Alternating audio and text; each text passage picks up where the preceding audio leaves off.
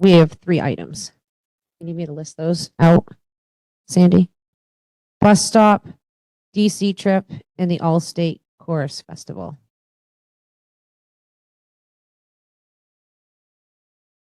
Yep, that's it.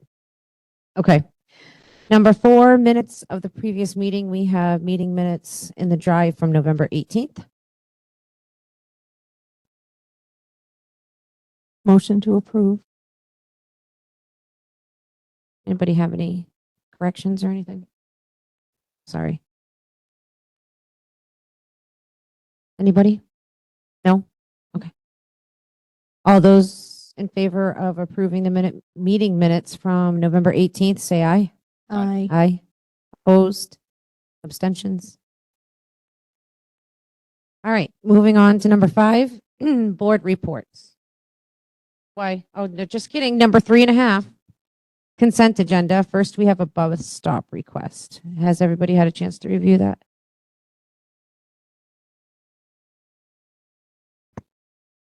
Go ahead. I just have a couple of questions. And first of all, did we get any information from Linda? She felt about it. Yes, she felt like it made sense. And she was in agreement with it. Okay. So wait a minute. There's 2 here. That's why I was confused. There's 2 bus stops. There is? Yeah. Yes. Okay. That's right. There's 2 bus stop ones. So the one on Whittemore makes sense to me. I understand. But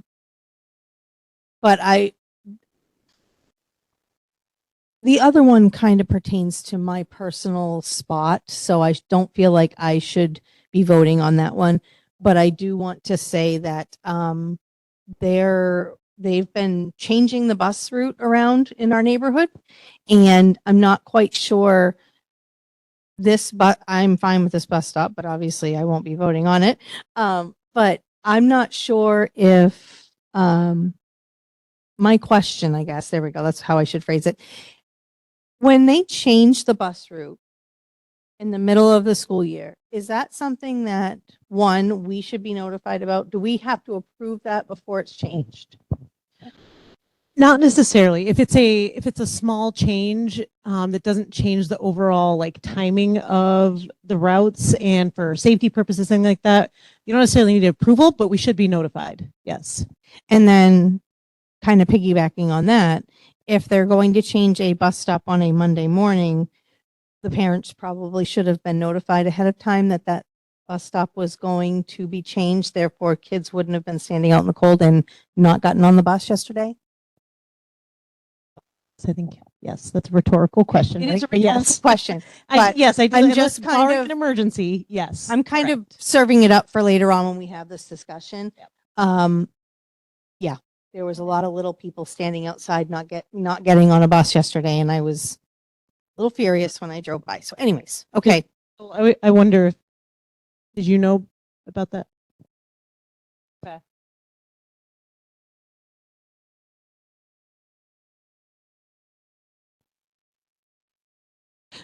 These kids had to be dropped off, and I think there was just.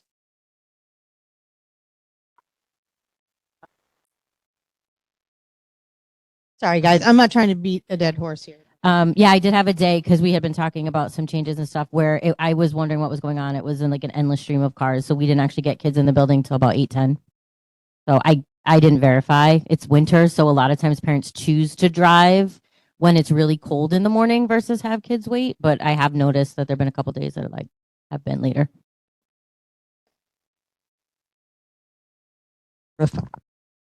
We need to be notified when these things are changing. And yes, it was our bus route, but it could have been anybody's bus route yesterday morning. So yeah, that's all I have to say. I was making a motion to approve the Whittemore bus stop, but I kind of went down a rabbit hole, didn't I? I do have a question concerning that. So I know those sidewalks are very new. They're brand new on Whittemore. And I believe Pembroke Pines put them in. on the opposite side from where the bus, he would get on the bus. So it even still, he'd have to cross the road there at some point. Plowed or not. Okay. I guess, but I was kind of thinking like whose responsibility at this point is to make sure those are clear if they're now put in. So, all right. So did you make a motion? For which one? For the Whittemore stop. Okay. Jean seconds. Any other discussion? I guess I'll separate them for the Whittemore stop. No. All those in favor of approving the bus stop at Whittemore, say aye. Aye. Aye. Any opposed? Abstentions? All right. The other bus stop, Melissa and McCall Road. I'll make a motion to approve that one. Second. Any discussion, further discussion on that one? All those in favor of approving the bus stop on Melissa and McCall Road, say aye. Aye. Any opposed? I'm going to abstain. And Carrie, abstain. Okay. All right. We also have the information in the drive on the 8th grade DC trip.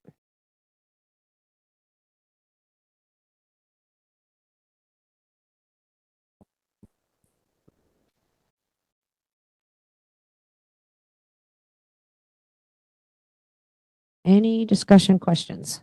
No, I mean, this looks pretty standard to each and every year. I will say I know times are changing and that price just seems to I know.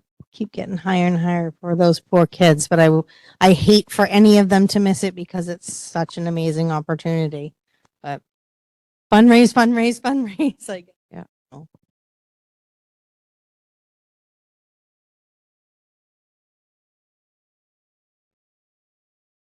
Any other discussion or questions? DC trip? No? All those in favor, say aye. Aye. Opposed? Abstentions?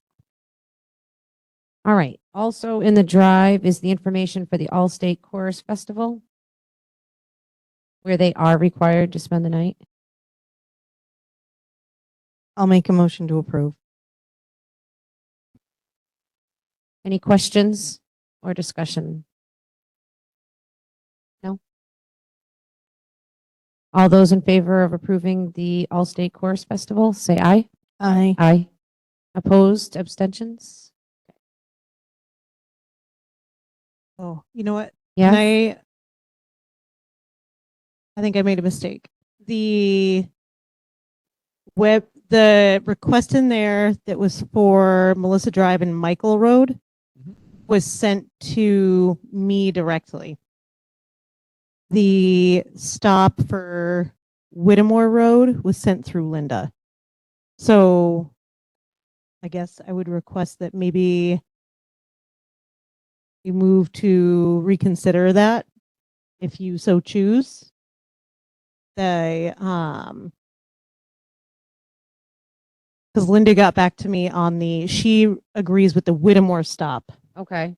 She did not give me feedback on the Melissa and Michael Road. She's seen it though?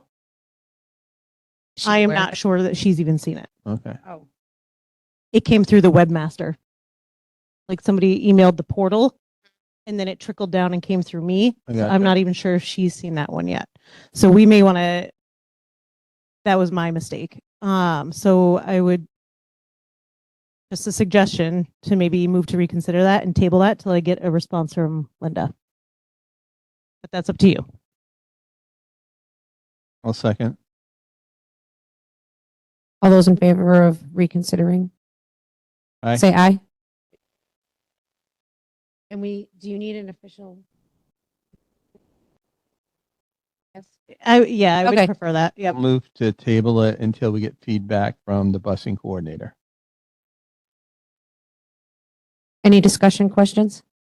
Okay. All those in favor of tabling that, say aye. Aye. Aye. Opposed? Abstentions? I'm opposed. Thank you. I apologize. To reconsider it? Yes. Or to say, well, because you don't even want to bring it back. No, I do. No, this, yeah.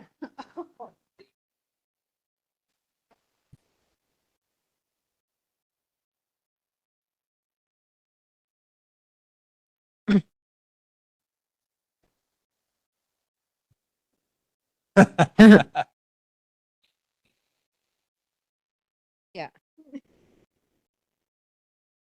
right. Now number 4, because we didn't do that, right? Minutes of the previous meeting. We did, and then we skipped back. Okay, now we'll go to board reports. 3.5 threw me off. Sorry, guys. All right, principals reports. We'll start with Pembroke Academy. Mr. Hamilton.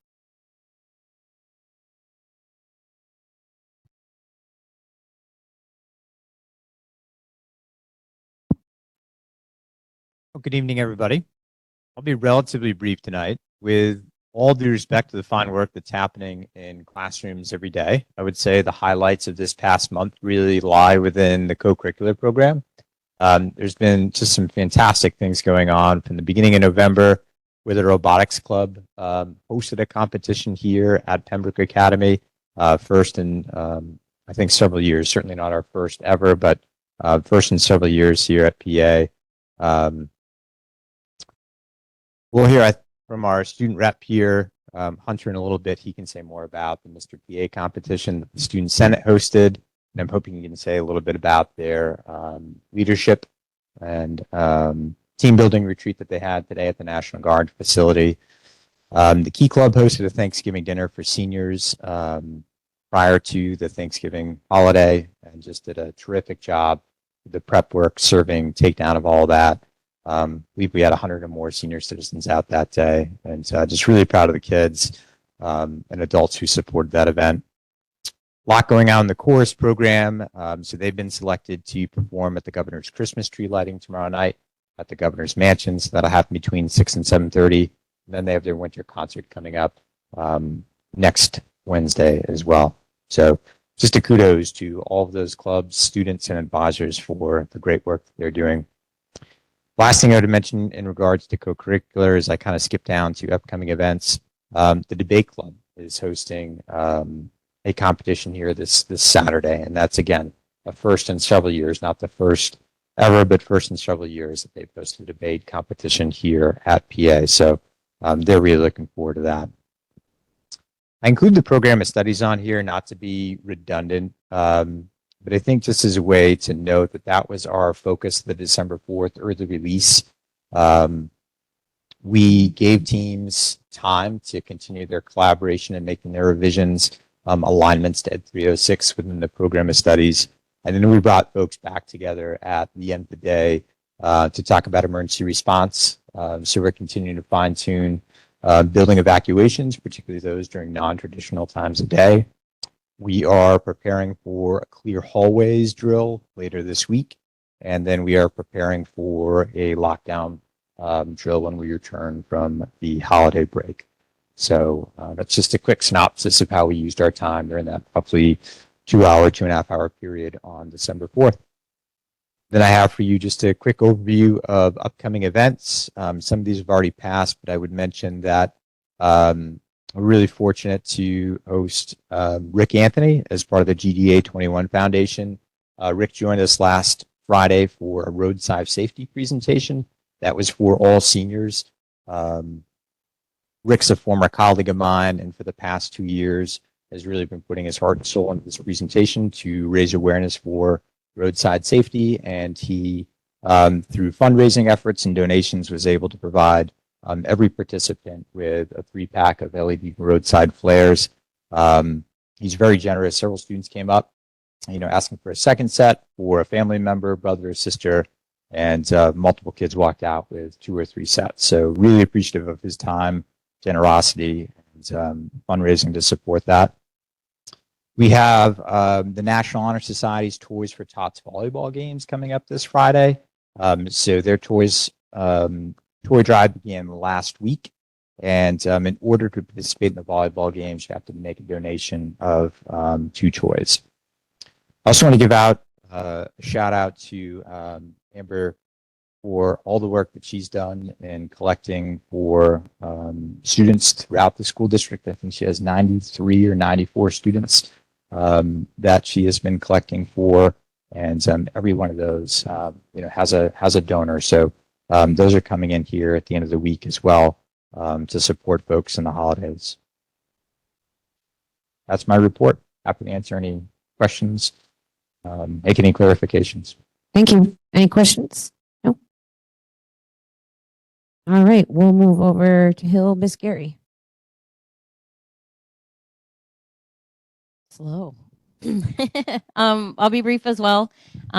In November, we had, I know I had mentioned how we have our modules for literacy. We always do like our end of module events or things like that. Fourth grade took on a food drive for pets as well as people, and they were able to collect pretty significant amount and donated it to, I believe it's Community Action and the Pope Memorial SPCA.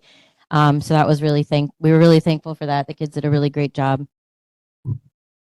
250 items. So that was great. One of the things that I loved about it was our fourth graders went to the younger classes and kind of presented what they were doing to kind of gain, the support with that. We recently had our parent teacher conferences. We have the early release day and then the whole Friday. So out of 310 students on that day and a half alone, staff met to discuss 254 of those students. So we have, and that is just that day and a half. We have quite a few staff members who met with families the week or so prior, and then they're kind of playing catch up with a few more this coming week. So we have huge turnout and success with that. So we appreciate the time to be able to meet with the families, especially for our littles, and be able to dedicate the time to chat with them about their progress and anything they can do to support the students. So we were very appreciative to all the families that took the time to come out and do that.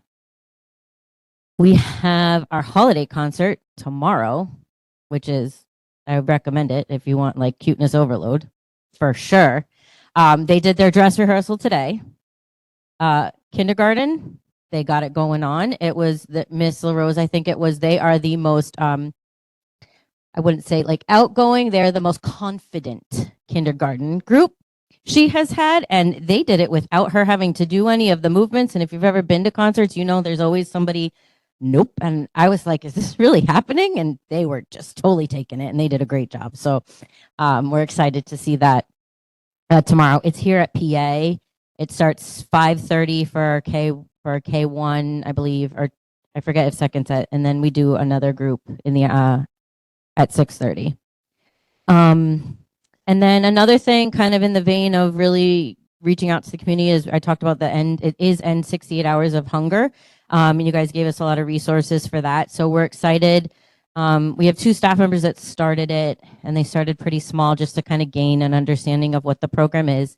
And so what they have done is basically created like a 6-week menu. So it's every week they're going to send home, like in week 1, these are the items that are going to go home week 2. And so they had to create essentially a shopping list, a couple of parameters. It has to fit in kids' backpacks or bags, things you don't think about are you can't put too many canned goods because it's heavy. The kids have to carry it. Can't just send home peanut butter and jelly if there's no bread. So bagel thins. So they've really been very thoughtful with putting together kind of like these weekly menus. So they've come up with 6 weeks. They're going to go on rotation. We have we have a grandparent and another parent who have started coming in every week to help organize and pack bags. We're starting slow, and then we'll build basically as the need is. And we're so we have 22 students that receive weekly support. And I think as it gains traction, we anticipate having more students take part in it. So it is something that we see every Friday. The bags are going out.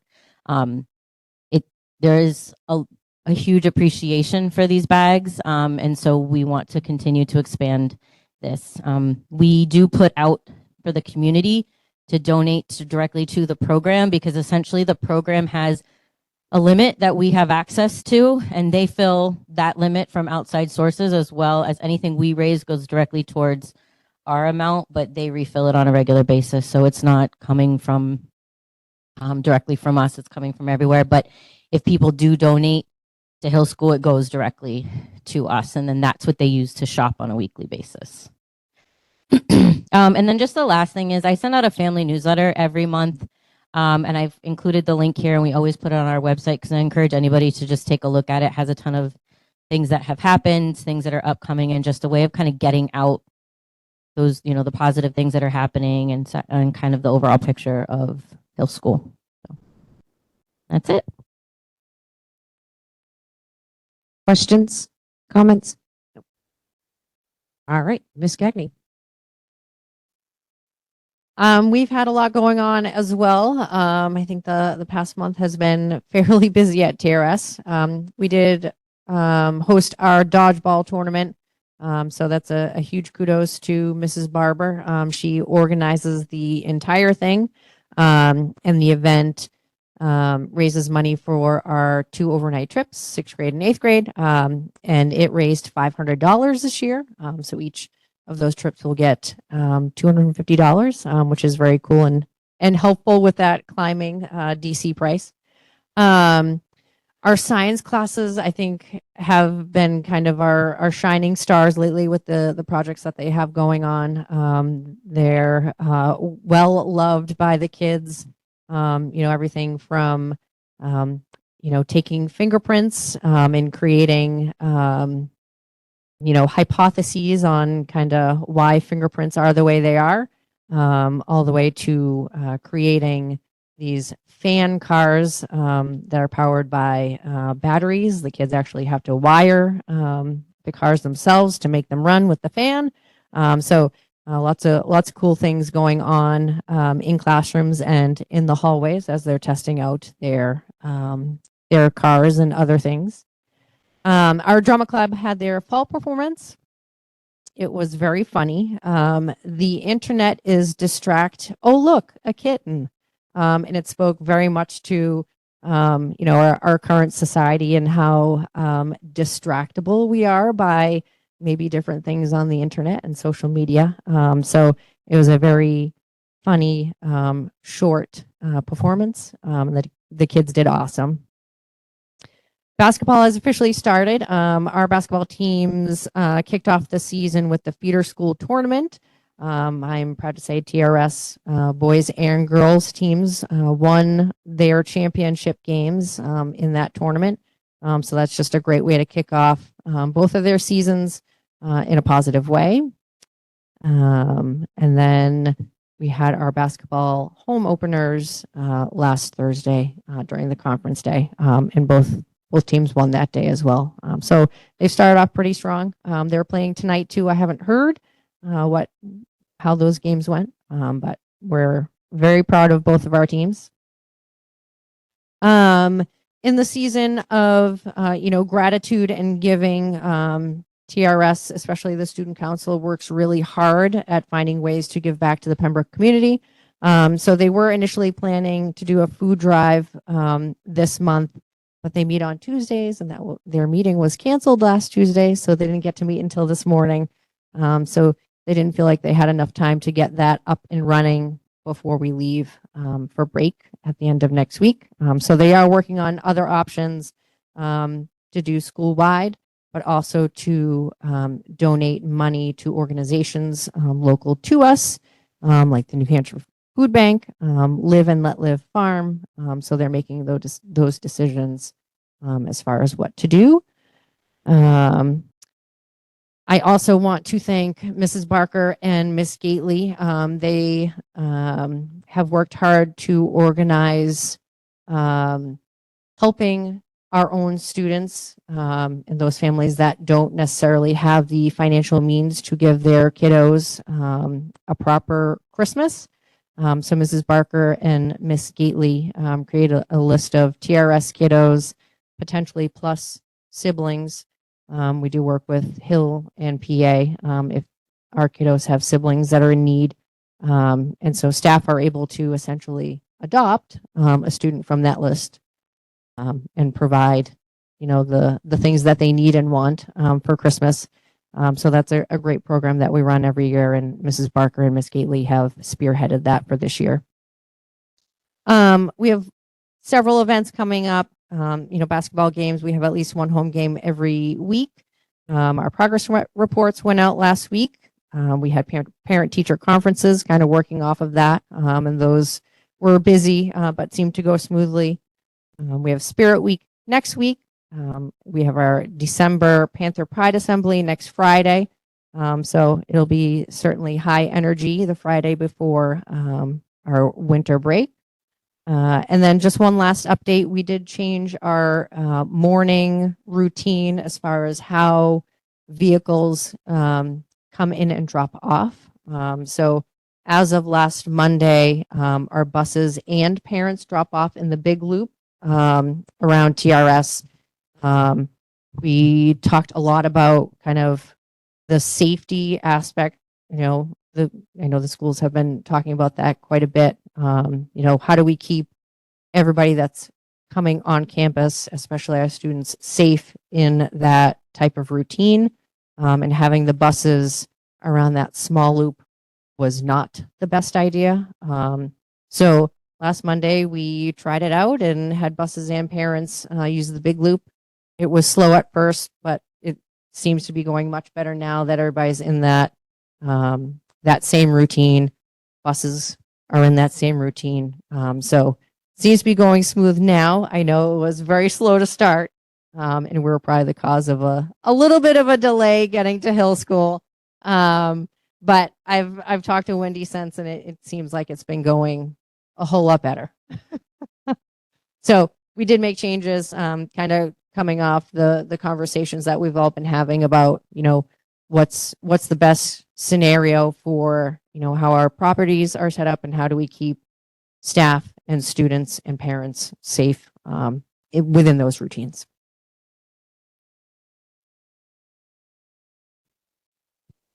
Any questions, comments? Thank you. All right, moving on to facilities report. Even though Josh isn't here, he did put his report in the drive for everyone. So that is in there to look at. And if you guys have any questions, I can relay those back to him. It looked pretty straightforward for his report.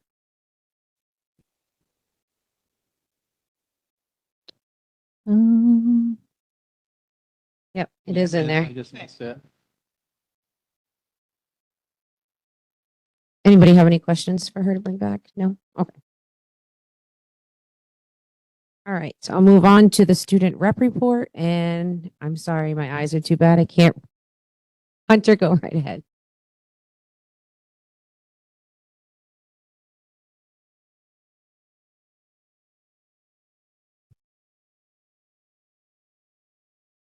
Okay, so past events so far, we've had November 20th, we had Mr. PA, which you've already heard about from Mr. Hamilton, but it was a great turnout from both students and the community members. It was very engaging for the audience. It was a revival of a really great tradition that we haven't done for a little while. I mean, we had it in the 2022 to 2023 school year, but we haven't been able to revive it last year. So this was a really good success for us this year to have.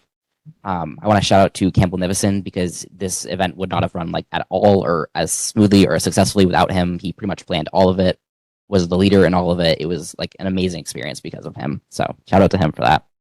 And then today we had a Senate field trip at the National Guard. We had the opportunity to meet the Major General of New Hampshire National Guard and the sergeant, and they were able to talk to us about their leadership experiences and learn more about leadership, like the aspects of a leader, how to be a good leader, to be kind to others, and help reach out to your community. It was a great like team bonding experience for all of us to get to know each other, and as well as the teachers that we have as advisors for Senate. And then so for upcoming stuff, we started to decide our themes for Winter Carnival, which big event for the school. The students are very excited for it. I've already been asking about themes for a while now, so this is kind of a little not late for us, but we've definitely been pushed to decide the themes as soon as possible. So we're going to see if we can get this done, get themes decided by the end before break starts to have students be able to plan for the next 2 weeks as at least for student office and for the kids who really love Winter Carnival. It's a really big event, and we're all very, very excited for it. But yeah, that's it for me. Thank you very much. You are welcome to stay if you'd like to, but you can go at any time. Yeah. Run. Thank you. I'll move on to exec board report. We have not had had an exec board meeting since our last school board meeting, but we are meeting tomorrow night, 5:30 in the SAU conference room. So, come one, come all. The Mhm. public is welcome. All right, superintendent report. My report's in the drive, so I won't Yep. go through it too much, but I did want to add there was, Lee, our new IT director, has been keeping us up to date on some of the things going on in technology. And one of the things he was working on actually didn't have it put together in time for this report. But we are actually going to be doing a tabletop exercise regarding technology and safety. So like we do fire drills, like we do those kinds of drills within our schools, there's also a drill we can do for technology that'll put us through a whole scenario around what to do if we were to get hacked, if we were to have a cyber attack, any of those kinds of things. And I think, it's just it's a good thing to practice because we don't get an opportunity to practice those things very thoroughly sometimes. So the leadership will be going through a whole event in January to run through what our protocols would be and how we would mitigate any risk to the districts and our personally identifiable information. And just an example of things that can happen was today. Something had happened. I think it was today. Time flies by so quickly, but somehow, some organization, there was a phishing attempt who was using my name because they probably pulled it off of the website, who the superintendent is, and was sending text messages out to staff members and faking that it was me texting them. So they had my name, but it was not my phone number. But they know where to get that information because it's available publicly. And so, we sent out information to staff to not click on those links, delete and block the messages. But just those little things, like that's all it takes is someone faking that there's someone else, and then it opens us up for a huge amount of risk. So. I think that's Great. We've been busy though. There's Yeah. a lot in here. It's like There is. such a long report. Yeah. So, but I think it's really important that you guys know some of the things that our administrators are working on at the SAU and what your portion of those dollars go to. Thank you very much. Any questions? Comments? No. NBC report. I was out sick. Okay. And the next meeting Is Thursday, Thursday. 6:30. If anybody's bored. We'd like somebody to be bored and show up. All right. Moving on to number 6, immediate business. First thing we have is transportation proposals. Yes. So in the drive, you will have the RFPs, the bids that came in for transportation. I really need you guys to decide tonight what direction you are headed. There are 2 bids, as you know, from 2 transportation providers. One is our current Dale, and then the other one is Butler Bus Company. I don't know if there's any lingering questions I can hopefully answer. Ultimately, it comes down to, do we want to keep the same provider we've got? I think there is some slight savings cost with the current provider, or do you want to shift and try something new and just know that it's going to be a little bit more expensive? Not by a ton, but they were relatively close. Well, they were close, but like it's that fuel surcharge thing. So that's going to eat up a lot right away because I think Butler was at 350, which is about the I think going that's rate accurate. right now, and Dale's at 315. So that's a bit, concerning. What's the breakdown on that moving forward? Because they're similar in price, but how will that affect us down the road? My impression talking about this last month, I guess, Yeah. was Sorry.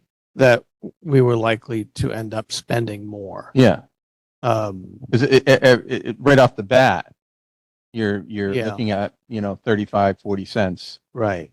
'Cause I think the diesel's rate 349 right now on average. I don't know if they've got a Mhm. fleet Mhm. contract somewhere to fill up, but Yeah, but the fuel charges would be a little bit more stable Mhm. with Butler. That was my. Yeah. Yeah, yeah. Yeah. 100%. And the other thing is they're always going to have a backup driver. That is not guaranteed with Dale. The other one was that, oh my gosh. Well, I'll come back. It'll come back to me. Well, you're thinking about that, Gene. Hopefully everybody saw I made a separate folder in the Yes. drive Mhm. that had the full bids in there so that you guys could have reviewed those.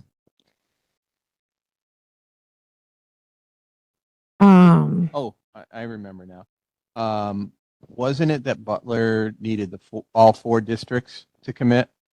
That was their original piece, but they also had a breakout of what it would be if 2 districts went with them or just 1 district. So there was a breakout. And I did put a revised number in there to show you what it would be for. I had Amber consolidated it out of the bids and put it in like a spreadsheet so that you could see exactly what that would be from there, because it is hard to find in those big bulky bids. Yeah. So Amber did do that for both of those.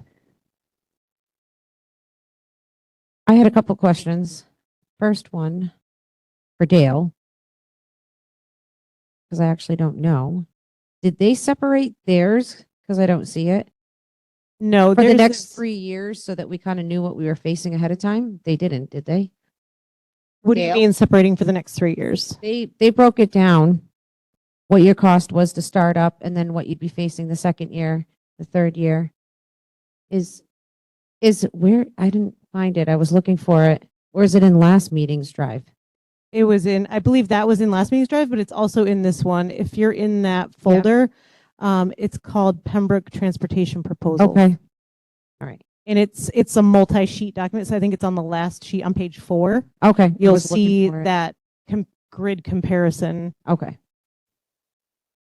And then my only other question is, Butler said that they've been doing this for like 50 years and serving districts in New Hampshire.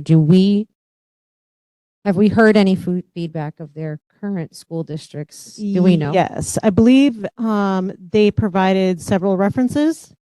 Usually the companies will provide references within the bids. So that is in there. And there are a couple of local schools to this region that have used them in the Okay. recent past. There's so many pages, I probably missed it. Okay. The other, and this is neither here nor there, but the thing that was striking to me was that Dale contract was like handwritten and kind of pieced together. It kind of seemed. I mean, Yeah. I also am a little spiteful. Be careful there, Gene. Yeah, I know. No, the decision. I'm just being honest here. It's not affecting my decision. I mean, And I just say be cautious because we don't want to no, speak poorly of a. and I'm not going to speak poorly. There have been issues in the past, but I guess we know STA Dale. We don't know Butler. Mm-hmm. So it's what the old adage was, it's always greener over the septic tank. Or it's always greener on the other side of the fence. Is that better? Is that more? All right, there. But anyway, Over the tank is usually greener. yeah. So, that kind of has me torn. I'd like to try something new, but we know Dale. We've known him for a long time. And, yes, there have been issues. Those issues seem to have been worked out to a certain degree. I mean, the two enticing points of the Butler was that their fuel pricing at $3.50 and that they have a backup driver at all times. And that's really, I think it's kind of swaying me in that point. Dale could guarantee something like that, then that'd be awesome. And but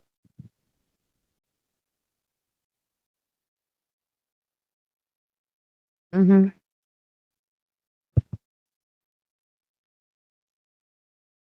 Those two comments, those were my two concerns and feelings as far as supporting Butler over Dale is just particularly the price of gas, how quickly that could add up and basically just make both of the contracts equal. And having the backup bus driver makes a big difference. that would be at that point, that would be the tipping point. Mm-hmm. We have had problems with Dale since before COVID. And we all know how awful it got during COVID. Mhm. We've never come back from where that was. We have not replenished bus drivers. We have a ton of kids on these buses. And I can't, I mean, in all honesty, there's no way. We have finally got another bid from another bus company, and I am so happy because I would love to see us put Dale in the dust and move on to something that's going to provide, I feel, safer and better transportation for our kids. And I do know some of the bus drivers are, they've already spoken to other bus companies about following their kids. So that is something that we wouldn't have to worry about. Because I know a lot of our kids are attached to their bus drivers. That's just my penny's worth. So how I do the extra bus with the extra driver, even though they're out of state, on any given day, there would be a bus in our area if something were to happen. They do? Yeah. It's just their headquarters that are out of state. Okay. It's not like the local. So anytime they win like a contract, they set up like a local shop. Okay. So they just because it's the town I live in, also used to use Butlers, and they had like a yard that they would set up shop. All the buses would park there. They had like a little hut. They could plug all the buses in because they're all diesel in the winter.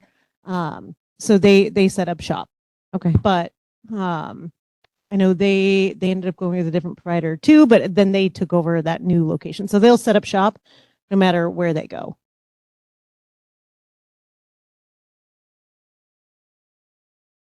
Just a interest of whatever. Yeah.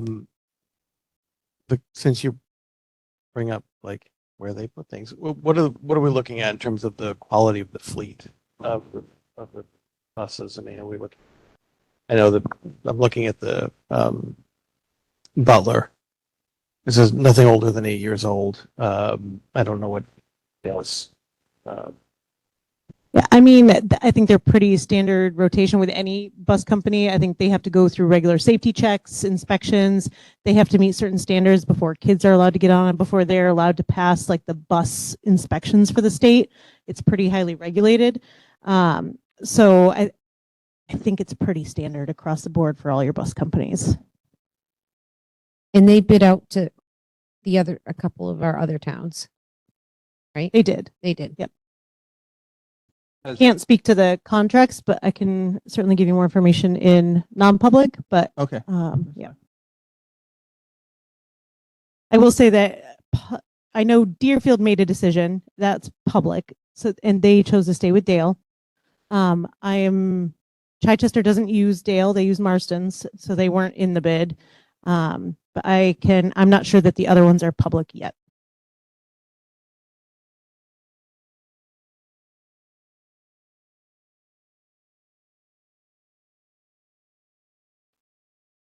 I know everybody's a little afraid to take that step into something that we don't really know yet, but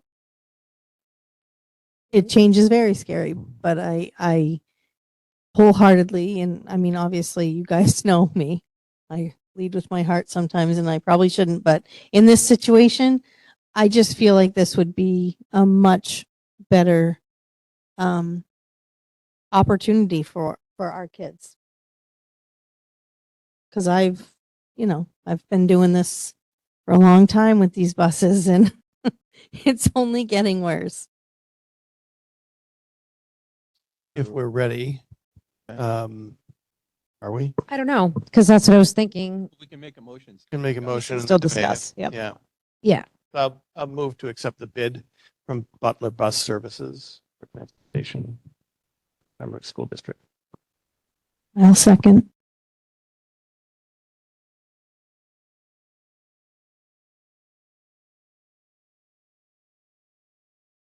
So my question was going to be, could we discuss some of the SAU towns in non-public and then come back to this when we come back and do the vote then? Yeah, we can table. Yeah, that's what I would like to have for feedback. It's up to you guys though. That's fine. I think it's valuable information.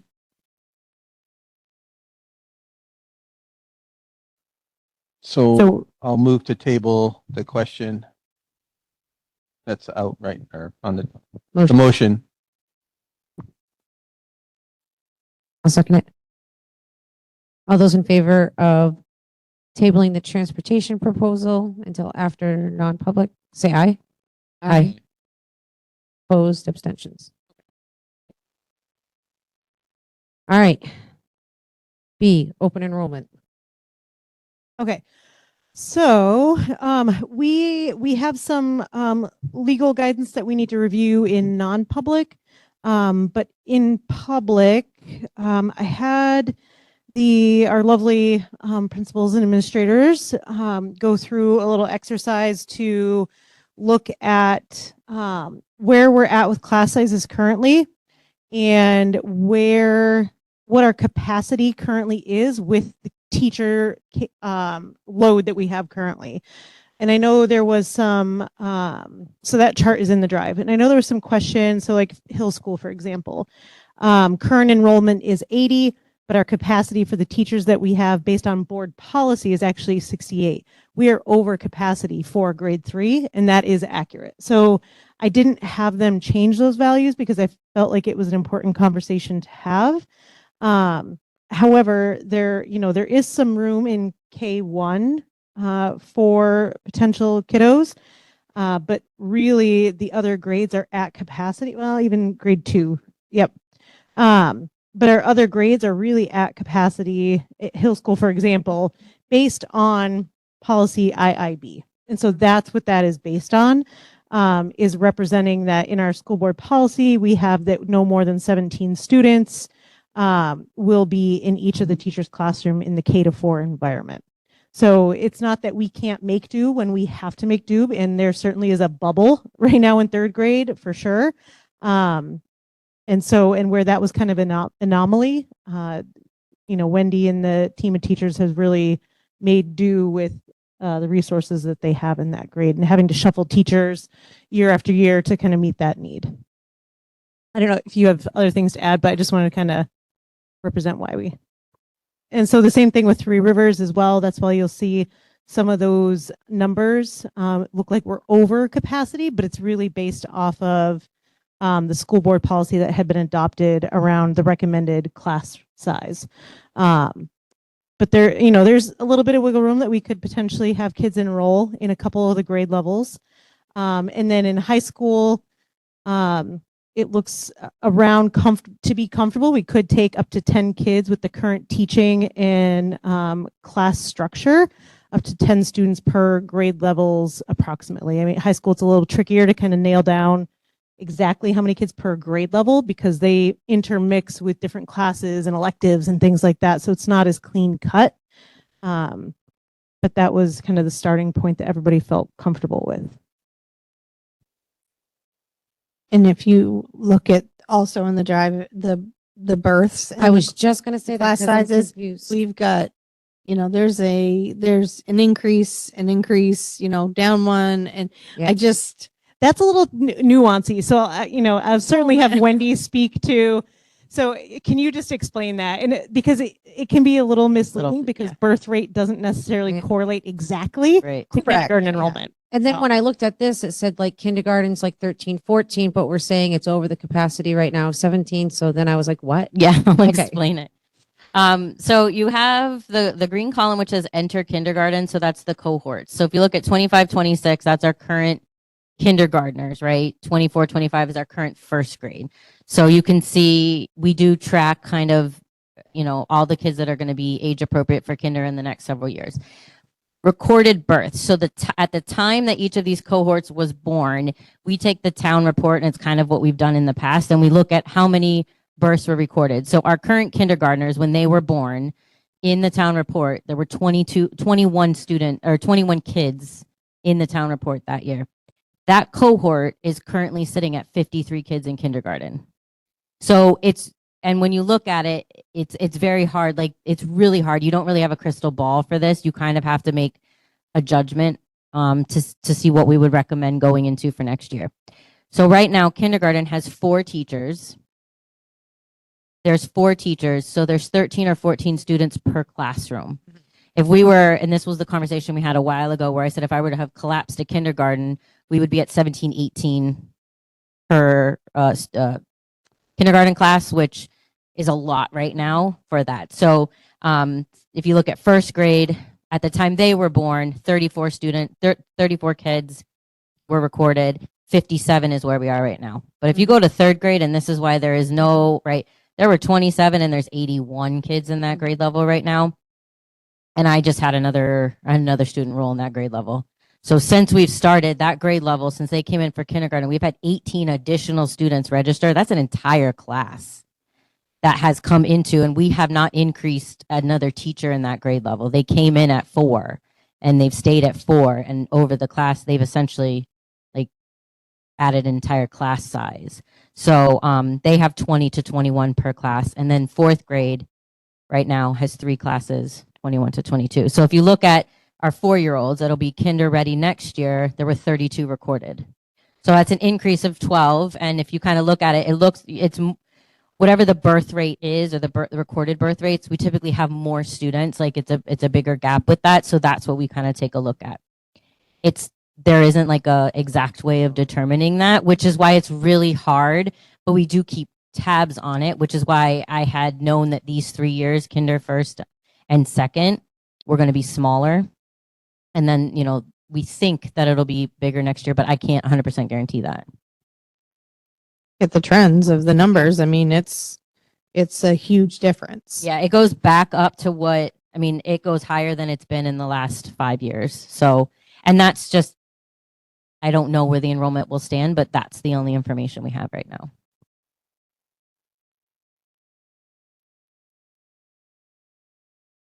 And I had Wendy send me that just because I think it's important work that she decided to do on her own. Like, nobody asked her to do that, but I think it's a really good data point for us to be looking at to make projections.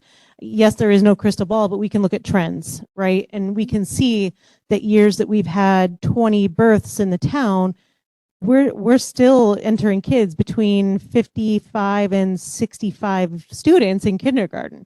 And then if you look at the birth rates coming up, we're up into the 30s to 40s of kids being born over the last 5 years. So if you look at trends, our kindergarten classes should be larger than they currently are based on the birth rate, if that trend ends up being that same correlation later on. And you have to include that may have, like, next year's, there's 32 recorded births, but we've also built how many how many houses have been built since that recorded year. So, I mean, So it paints a hopeful picture, if anything. It doesn't paint a bleak picture. It paints a hopeful picture. It's just, I also don't want to leave our destiny to the wind either. I think we have to plan for what we think is in the best interest of the town and the kids. I think another piece of this enrollment thing to consider when we talk about open enrollment is that, we're planning right now for next year based on current capacity, not based on potential capacity.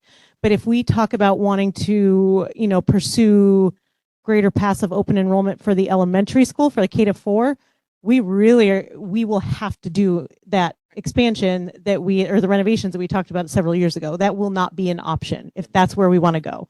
Three Rivers has room to expand. They could, right now they had teachers cut because of the $3 million cut that happened a couple of years ago. PA, the same thing. There were teachers cut. So if we want to really expand, we could expand, but with the knowledge that we would have to hire additional teachers if we want to allow greater numbers for open enrollment. So that's something that you guys really need to consider is we could go based off of current capacity to get us started, right? But then, further conversations as this goes forward, if we're successful, we could look at, opening up our open enrollment to greater numbers, but that means we'd have to hire additional staff. We would not be able to make it work with the current staffing load. But you do that, you open up for greater opportunity for programming, for classes, for electives, for all of those things. It's not horrible if we have an influx of 30 or so at Pembroke Academy and need to hire some teachers and add some more AP. It's not a horrible thing. Well, and not in the too distant past, we were at 1,500 kids at PA alone. And so, we have the capacity, we just don't have the teaching capacity, like the caseload of teachers to be able to do that right now. But, that would be something that we would have to seriously consider if we're successful in this. We would have to bring in additional teachers to meet that need. And if I understand the whole open enrollment thing correctly, and I know we're going to talk more, when we decide that that's what we're doing and we move forward, if that's what we do, it does sound like it is per grade level. So I agree we should look and see what we have. What can we take in without pushing things and having to hire things? But I would look to us to be like, okay, we can take 2 first graders and 1 kindergartner at that school only, even if it's low numbers, because I do think if we go to the town and be like, we can only take at PA, that may hurt our chances of trying to be competitive in our local area. I think if we don't, even if it's 1 kid, looks better than you can't send anybody K-8. I could be wrong, but I have heard chatter out there. There are K-8 kids who want to come to our schools already that go to other schools. Personally, would have liked my children to come here in kindergarten. However, didn't work out. So just throwing that out there. Stuff I see. I think we have to accept that there are going to be growing pains that we're going to bump up against and go beyond our board policies if we do this. And I think that's a chance we have to take. It might be miserable. Like, Wendy, I know you don't have space there. Okay, I know there's no space there, but I think we may have to, make do for a year or two if we do this and the kids want to come in.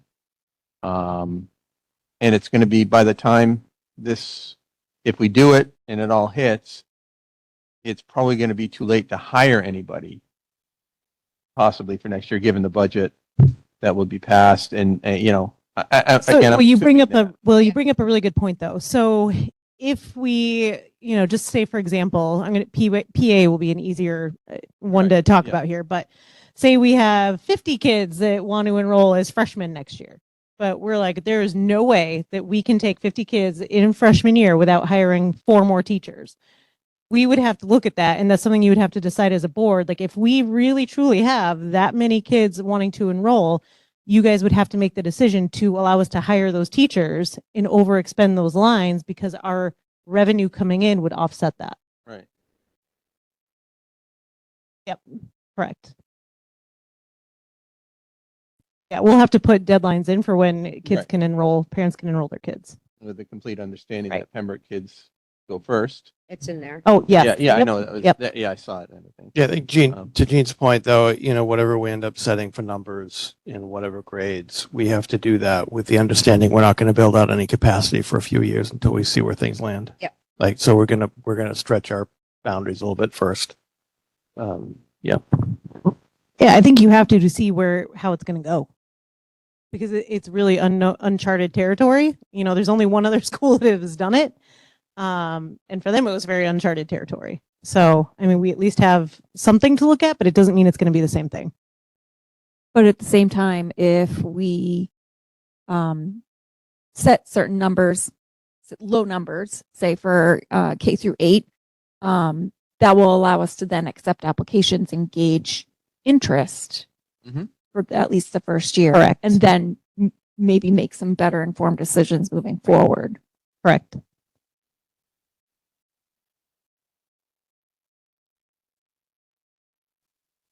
So I think the majority of our other questions and conversation will have to happen in non-public, just because there's some legal guidance we got to review.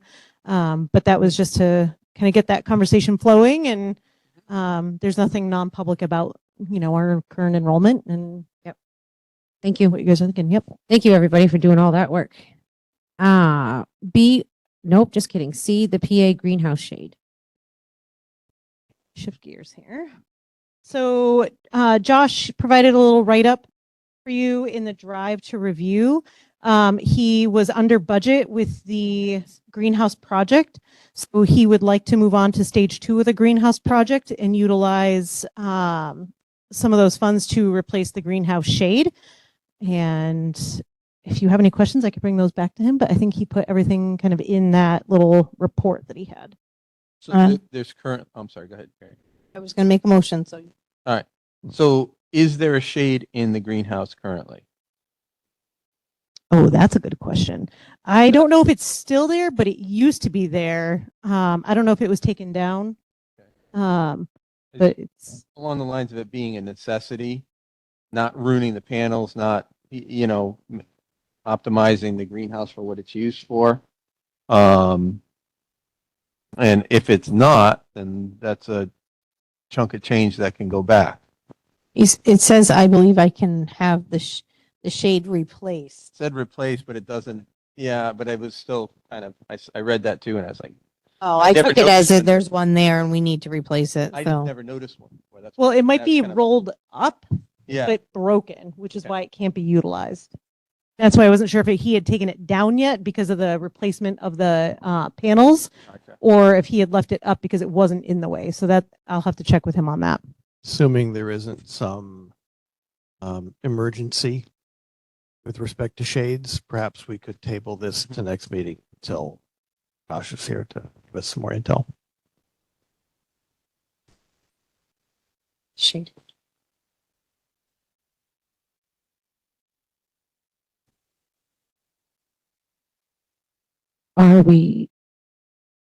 Is there a motion to table? I'll move to table the greenhouse shade conversation until we get more information from Josh. Any other discussion questions? All those in favor tabling for more information on the PA greenhouse shade, say aye. Aye. Opposed? Abstentions? D, 26, 27 proposed budget. I did not have Amber make a new packet because we hadn't made any decisions to cut anything last round. You had asked that the administrators go back and really give a deep look into where any potential cuts could be made. They did do that, and I think they did their best to try to really dig through a lot of things that could be cut. Majority of the things I will tell you are in our supply type lines. Everybody felt pretty strongly that they didn't feel like they had any extra staff to cut because of the cuts we had already gone through a couple years ago. There really isn't any spare staff, quote unquote, that we felt like we could live without impacting the education we give our kids. There's some cuts for Hill School that really involved supply lines. a little bit of tech, some field trip expenses, some maintenance and repair things. Three Rivers, the same things. There's, some co-curricular stipends that we still feel like we need, but could live without for another year. Field trip stuff, some computer replacement cycles, pushing those out. But just knowing that like we would have to continue to bring these back, because the more you put these things off, it bottlenecks and creates this huge layup eventually of extraordinary costs that happen when you keep putting them off. And again, some supplies, PA, really same thing. It's some software. No, I didn't put it in the drive because it was really kind of fluid. We even met this morning to go through it again. So I didn't want to misrepresent any of the cuts that we were thinking. Science, equipment, furniture, like they're really just supplies and software is what we're looking at cutting. If you guys do decide to get to that point, Hill School, we could potentially cut around 20, really it was about 20,000 from each budget for supplies, but they're really all just supplies and furniture and some software stuff. And they actually ended up being just about 20,000 per school. But we're doing it begrudgingly. If you make us. About like certain lines and stuff. Do you want us to? You can. Okay. Yeah, if you have So I questions wasn't or looking things. at any of the supplies or any of the stuff that they identified, but I did look at this way too much. So I did want to ask, and I don't know if we normally talk trust funds right now, but in our instructional materials trust fund, I think we have 63,250 in there. And this is based on the 10-25 sheet. And I didn't see another one. Yep. And we did use it before and brought ourselves down to like 28,000. But if we took out lines 58, 77, 94, 99, and 116. I know. It's not a ton of money, but it is 35,000. So the first one is line 58, which I can find is on page 6. 58, I think it's wit and wisdom. Right? For $5,545, $5,455 is the increase, correct? Yes, okay. And then the next one is 77, line 77, which is page 8. For chemical lab kits, model sets, demo kits, animals, that's 7,000 increase. Line 94, which is workbooks and foundations and wit, that's 8,400.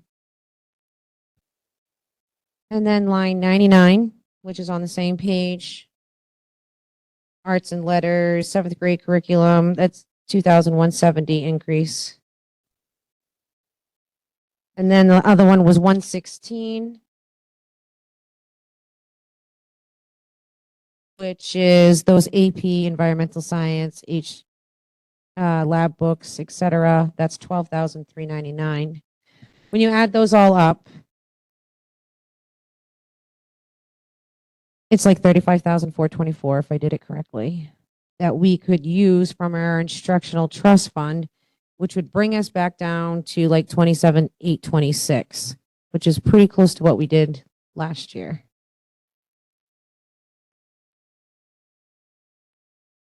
I just don't. We sometimes wait and see how everything goes, but I just was trying to find some ways because I personally don't want to kick too much down the road. Look at Village School. Hill's headed there. I don't want to, if there's desks falling apart, I think we should replace them before somebody gets hurt. Our insurance rates are up high enough. But if there's a way to access some of these trust funds to bring it down, and I don't think that's unreasonable to have 28,000, almost 28,000 left in there. And it gets rid of, Was there any purchases that were from last year that we did this year?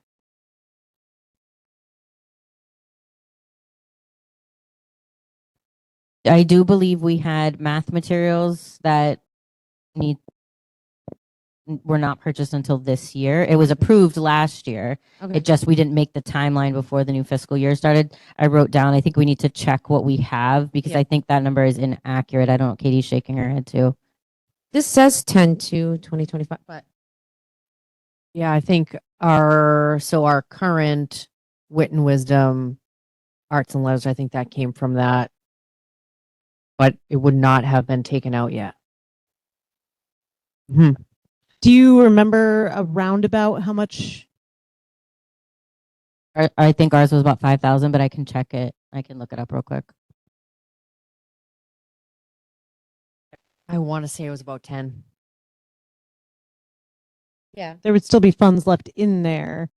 we don't generally touch a ton of it throughout the year. Right.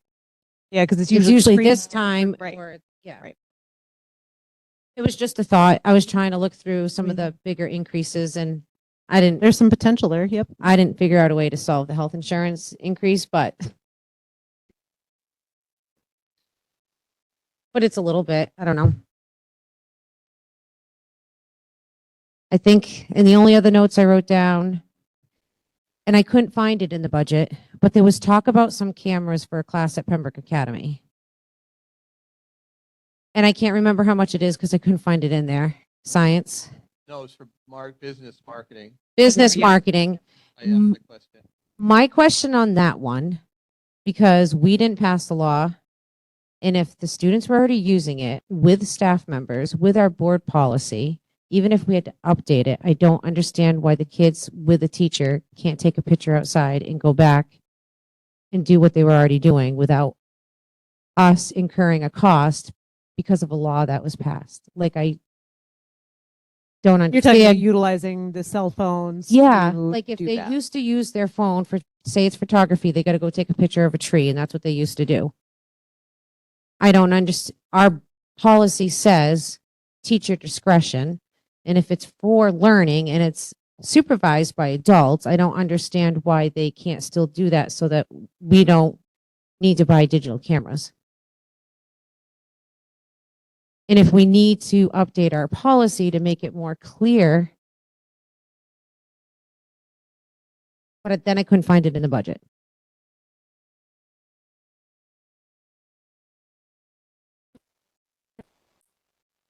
Why did I remember like 5,000? I don't know.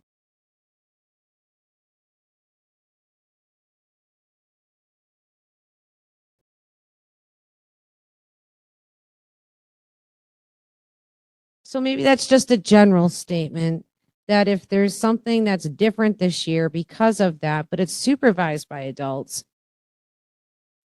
if we could know about those things, because I kind of don't think that's fair. They didn't send any extra money to us to buy equipment.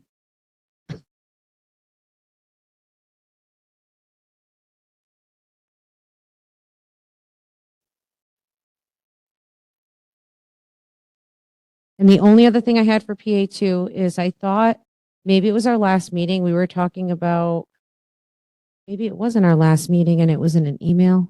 Was there something about a place to lock people's phones when? That was we had to purchase like a little safe. Okay. Well, not really a safe, but a locking Like device. like so that we a could put fire that in. safe Yeah. lockbox thing? Is it fire safe? Yep. Okay. Yeah, okay. All right.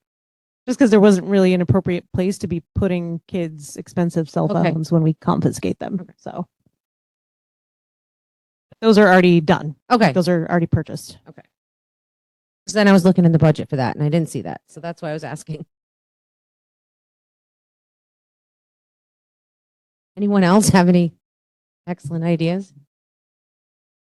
Specifics. I just think that the little exercise you just engaged in there is, I don't know, extent to which as a practice, we go through, not we, but the royal we, the proposed budget for the purposes of saying where can we use the trust funds, before we finalize it. I mean, if that's normal practice or not, but we probably should, I think the general attitude to trust fund is it's there in an emergency, but I think we're in one.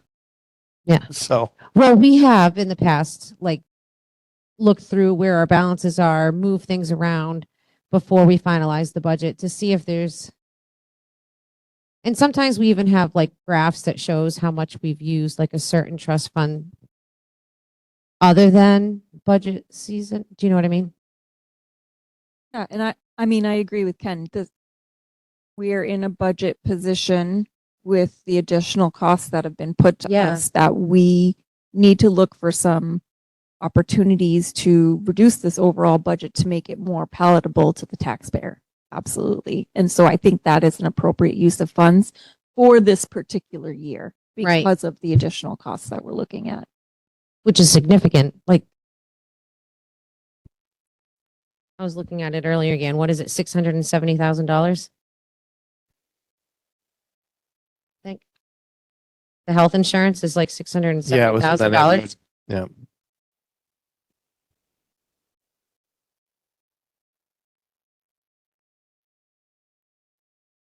Yeah, I know all of like the school building and the site Right. pieces and the vehicle, like that's all planned out. It is. Yep. So we only really put money in there for like assigned projects and things and for catastrophic events.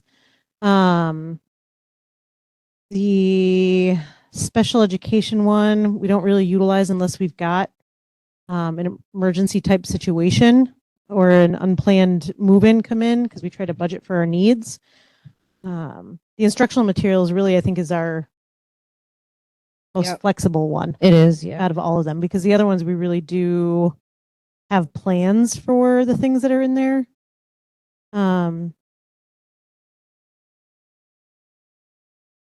we have a paper that shows how much we normally put in? Because actually, our special education trust fund right now is almost where we wanted to keep it, Yeah, which was I don't want 500,000. to add any more into Yeah. that. I would not recommend adding more. That's where we wanted to keep that Yep. one. Like on the warrants. Oh, okay. That's the typical. So that's another part of this whole conversation, right? Is warrant article planning. Yep. And so the 2-pager that I handed you include Josh's recommendations for his facilities and maintenance trust funds in there. I would recommend not adding any for special education. I think we're at our capacity. And I had some correspondence with a community member who brought up a valid point, and I don't know if that's something that at some point we consider as well, is really looking at, do we want to place like a cap on some of our trust funds? And even if it's not a like voted on cap, but a cap that like is agreed upon within the board. So like to identify, because as there's board We changes. did last year. You did? We Okay. did. Where does that live? Do you know? In the last drive, it's got to be. in Okay, the so it last- doesn't live with like budgeting materials, No. things. Okay, so I'll have to pull that. We That's did, good to know. and I'm trying to because that's how I remembered the 500,000. Right? Was it last year, Gene, or the year before? We set like goals of what we Well, wanted. we did it 2 years ago, and then you and I were talking about it last year. Yeah.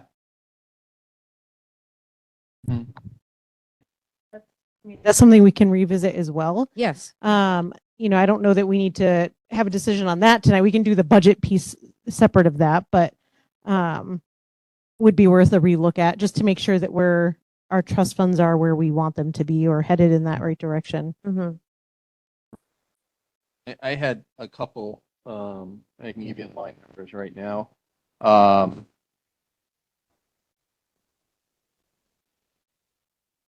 Line 148.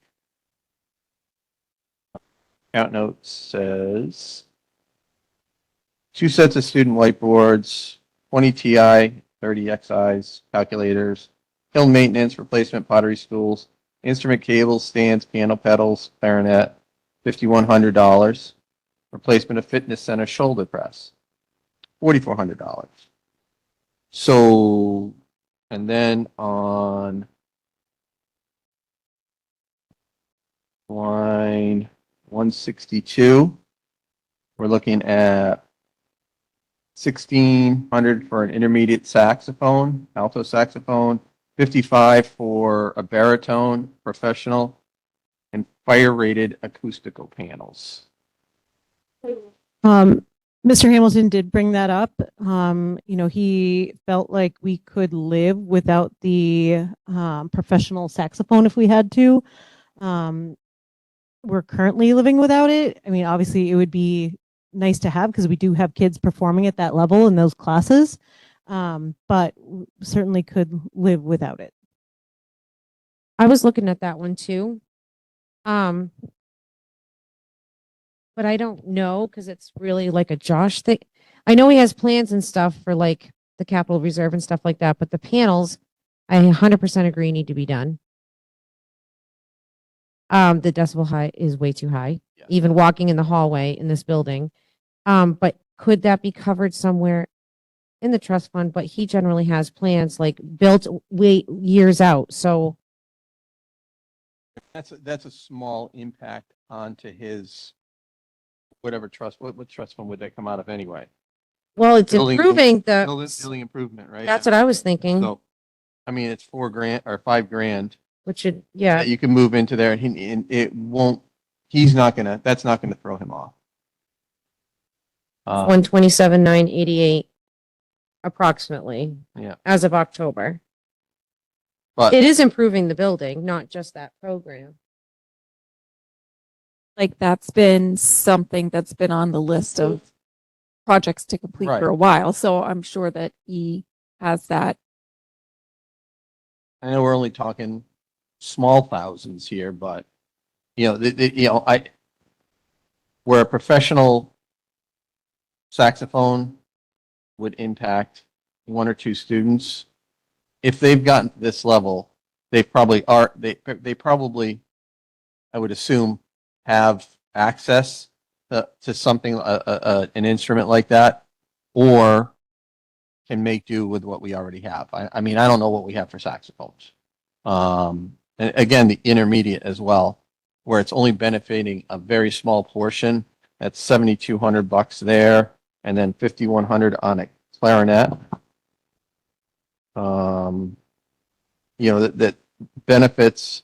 Sounds great. Looks great when they're out there playing, but we're talking over 11 grand, 12 grand for instruments that impact just a few. Oh, that was, oh, For 5 different things. okay. Yeah, the clarinet's probably a very small portion of that.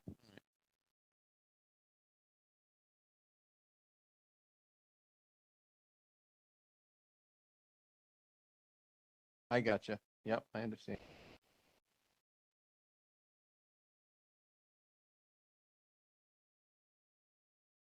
Again, so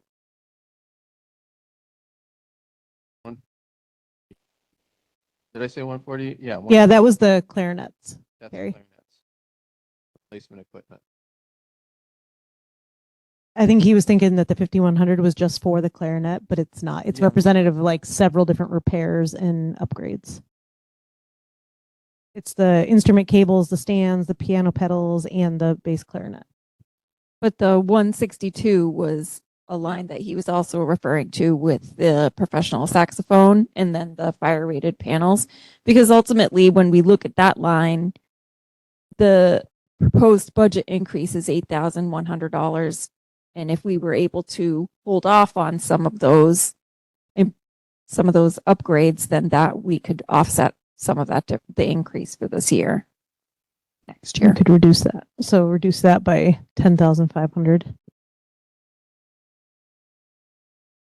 And then talk to Josh about if we can fit those fire panels Yeah. or the acoustic panels into site improvement. Yes.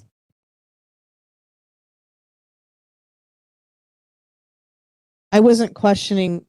I guess I wasn't questioning the clarinet so much as that line 148 is an increase of $300, $347.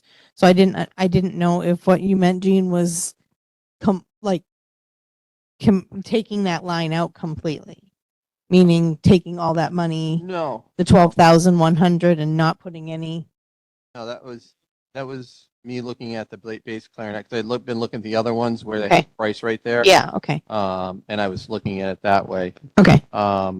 Again, buying specific instruments for a specific student or a couple of students, again, whatever that cost for that clarinet may be, I'm not comfortable with that. I don't think I could be wrong, but I don't think the bass clarinet's for a specific student. Okay.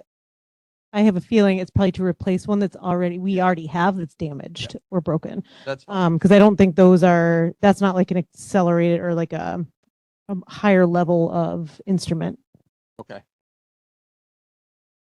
I would like to ask Josh about the replacement shoulder press machine, like how high of a priority that is. Yeah.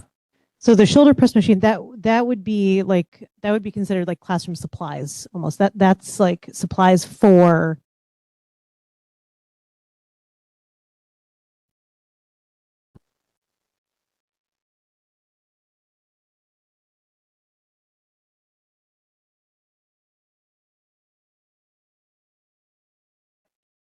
facilities.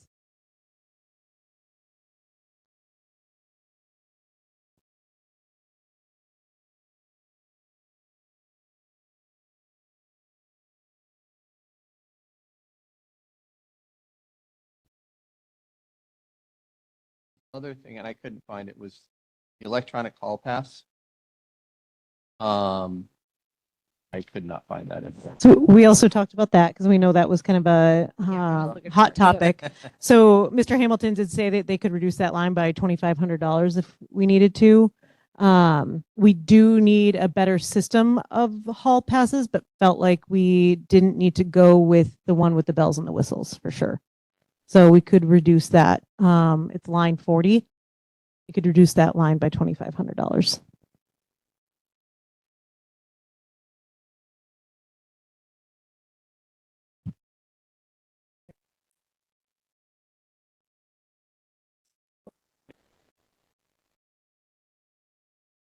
I think that's what I was trying to figure out which one it was.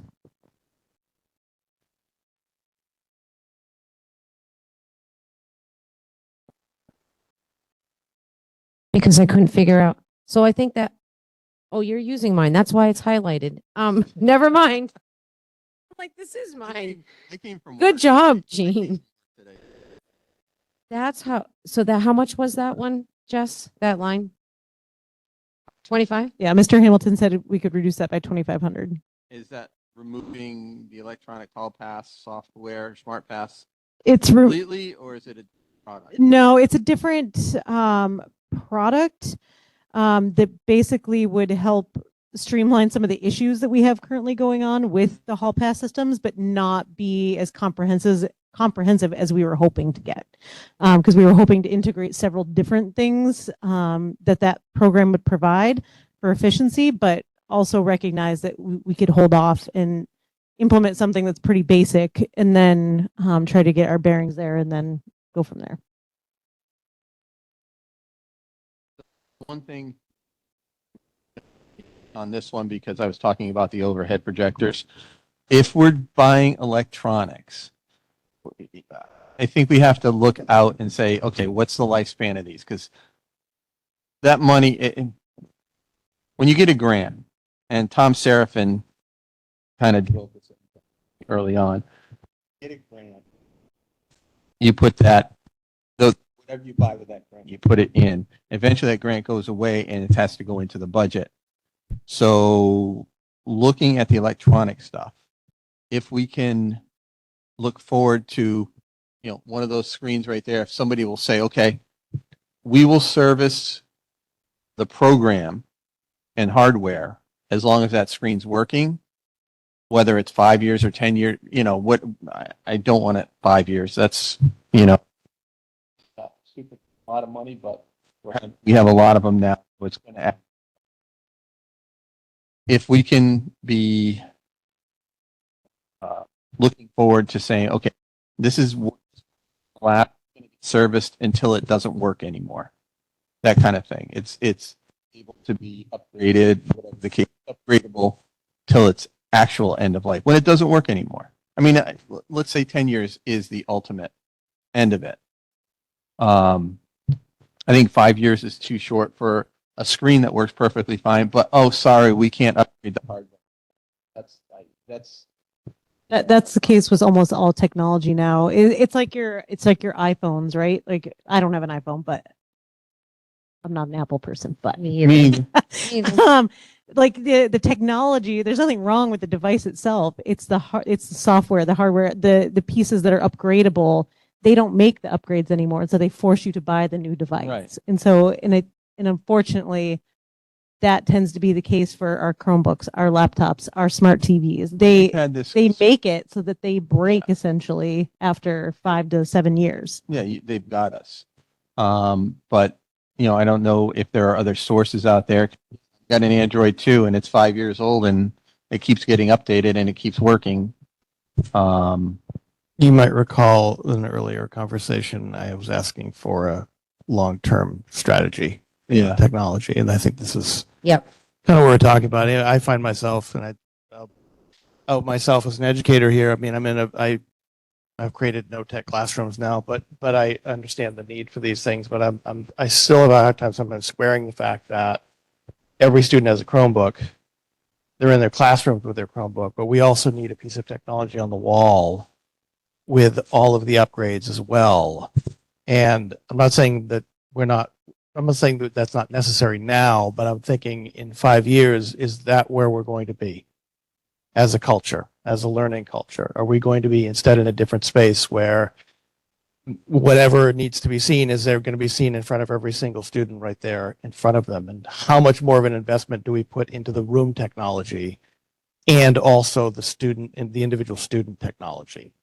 There's going to be a point at which we're doubling down Mhm. on our investment there in a way that is not efficient. I don't know when that is. We're not there yet, but that's kind of why I'm thinking of strategy for this. Right? Yeah.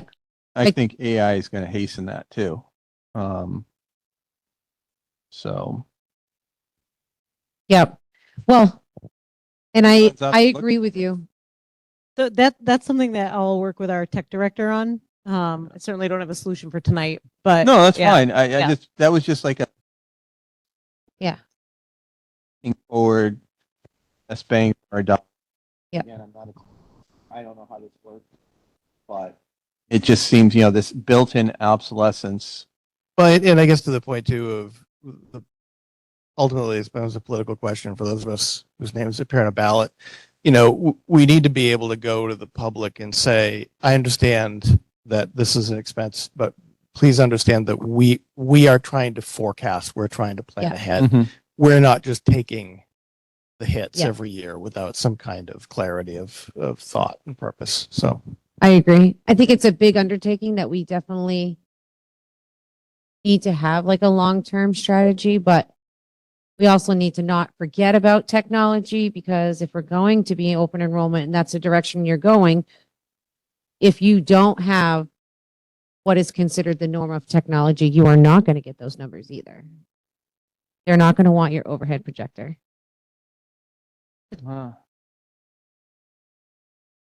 What's that?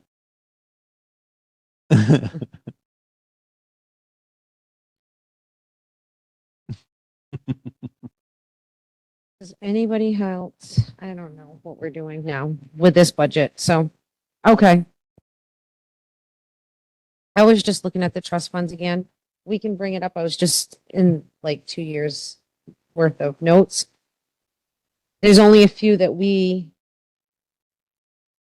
really set like where we want to be, and we can discuss it at another meeting, but we are pretty much right where we wanted. Like 500,000 there, 30 to 35 and 50. So we're pretty much right where we had talked about last year.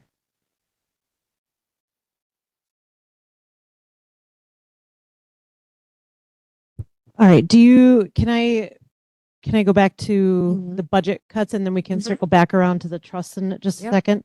So with the lines that you gave me to move into the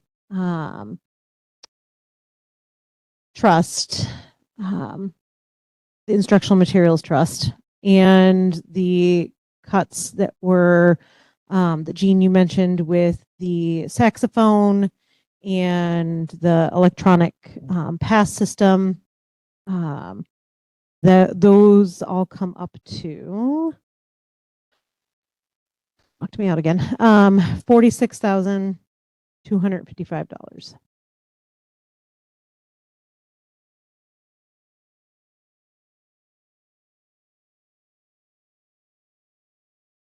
So from what you said before, the 20K per school, and that puts us at like 100.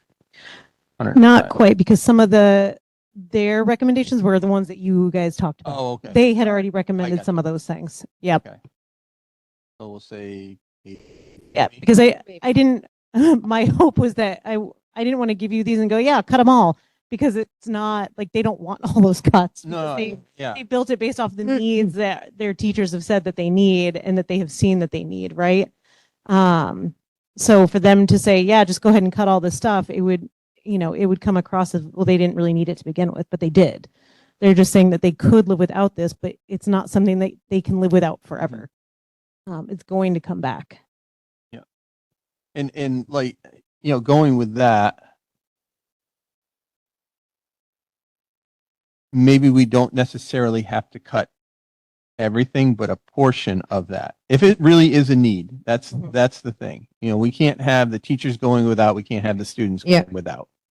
So if it's really a need, I have no problem with it. It's just if something can be discretionary, then let's make it discretionary for now. And if we get into a better position later on, then we can come back to it, find it in a trust, whatever the case may be. So let me ask a question. I get what Jean's saying too, but I would rather us talk about like moving those things from and paying for them through that trust fund, the instructional materials. And I'd rather save that list until after December 18th in case we need to really look at these trust funds again too. Do you know what I mean? Like, I'd rather not take away desks and stuff that's on that list before we do this other meeting. Mhm. I have that. Does that make sense? Yeah. Because we don't know how that's going to go. We may have to look at that again, and we may have to look at more. So, correct. That's what I'm thinking. Anybody else have any suggestions, comments? So that would put your bottom line then at 34,891,972. So again, that's 34,891,972.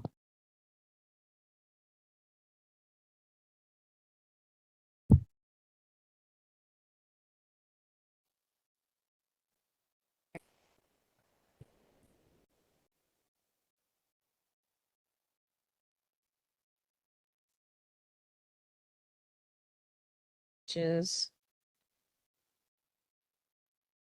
this is the one. Sorry, I'm going to ask a million questions. This one, this date of this version does have the 33 or whatever percent health insurance in it. Okay.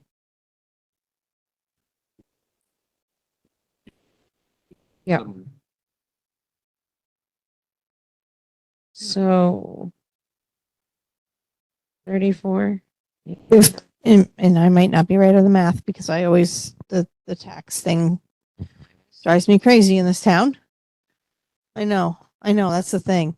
If I'm looking at it correctly, it would be like a $368 savings on the tax bill if we were to cut those items that we just I do? discussed. If we were to just 584, across the board cut 347. every. No, I'm doing it wrong. Like, isn't it 8 cents per thousand? Yes, 100,000. 100,000. Like, there's no way it's 300. It's going to be probably 34 cents. Yeah. Yeah, okay, thank you. To Because get I'm, your tax rate, you take 1,000 and multiply it by the tax rate. right, And then but I for wasn't, the- I thought that it was, for some reason, I thought it was 8, every time we cut something, 8 cents per thousand, not 100,000. So, okay, thank you.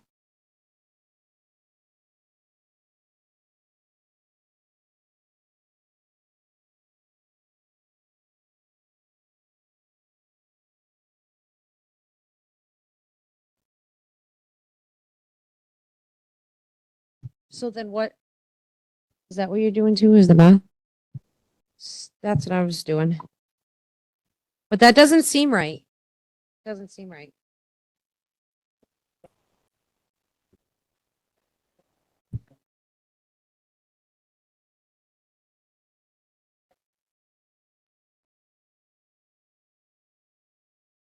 You're using the wrong number. Of increase. Oh, I didn't do the difference of increase. Yeah, you're only taking away 46,000. Okay. Feel better now. Let me take off my glasses. You subtracted correctly. No, it would be this. So this is what was proposed. And then so to get the difference, you would subtract what we just did minus moving those to the trust fund to that number, which is this one. This number here, Yep, is those numbers. correct, So, no, this number includes those numbers. correct. So, This was proposed This- before we just moved. So we I would got you. subtract Yep.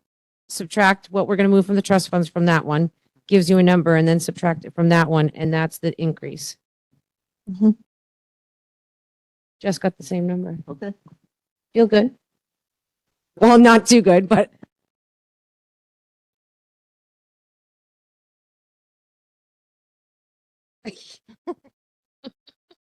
And if, That is true.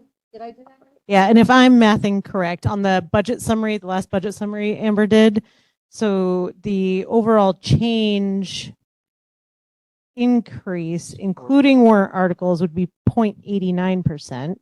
And then I'm working on calculating the other percent here.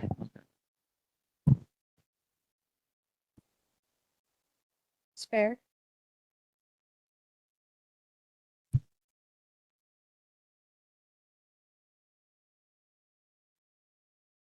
Can't have nice things.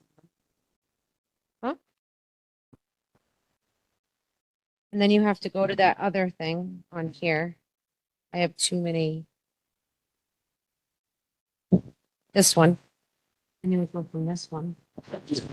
All right, so that would bring the total increase to 4.18%. 4.18. So I mean, we can try to find some more wiggle room to get us under that 4 and bring us to 3 point something percent if you want to, if that's what you're aiming for, or if you really want to move this forward. It's up to you.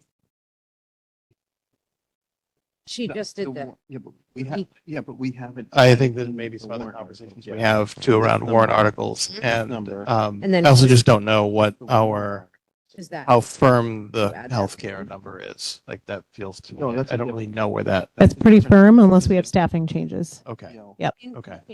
So the quote that we got from Sorry. Doing the same thing. Whisper. The quote that we got from School Care is their prediction for next year. The only thing that would change that is if we have staffing changes or their utilization changes this year. We won't know that until next year when they give us like our actuals for next year. Okay. But they give us their number at planning for the highest risk possible. Right. And the other, I think I had shared at the last meeting, there was, our HR director had put together like a summary of responses. Anthem is pretty much refusing to bid for you guys. And Health Trust won't have a bid for us till April, which is too late for next year. So we could look at that for the following year, but that would have to be also negotiated with the union. Okay. Which doesn't mean we can't, but it just is the reality of where we're at. Yeah. Yeah. I just think at this stage, let's sit with this number and then make another pass at it Mhm. and see if we can squeeze more juice out of the orange here. Ideally, I would like to have a final bottom number from you guys tonight. Yeah. Because we have to get the binders ready for the budget committee. And then we can circle back and finish up our conversation on warrant articles to just kind of give a estimate of where you want to be. And then I can do the research to find that planning, the long-term planning for the trust funds Yep. and look for those goals that you guys had set to make sure that we're in alignment for our next meeting. And I think I'll look for them too. I will look for them too, but I think it's gonna be in meeting minutes, just so you know. I think that's where we discussed it and listed each one. But we can always start over too. Does anybody else have any other ideas so that we can come to a bottom number to at least move forward?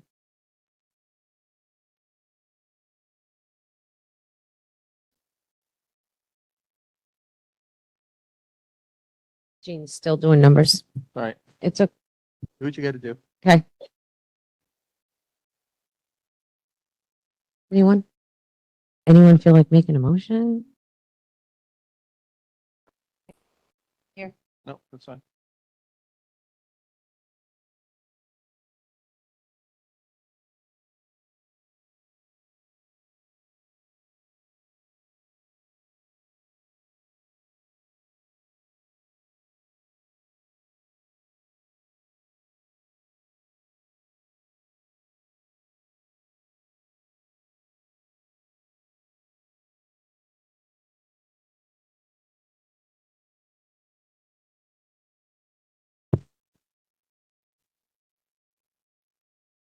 So the article, current warrant articles are written here.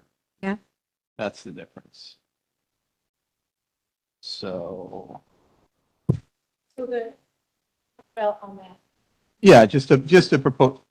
So the warrant article one, that number on that summary sheet in here is representative of the current warrant articles, not the ones that we would propose. Yes, I know. Okay, Yeah, all right. I Just wanna make sure that- that's what I was doing.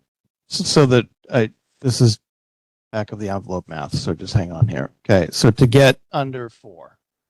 Yep. We got to find $70,000 more dollars. 70. Yeah. Correct. Like that. Yeah. No. I think that's pretty close to what I was thinking, yeah. That's in addition to what we just pulled out. Because I used the Hold on.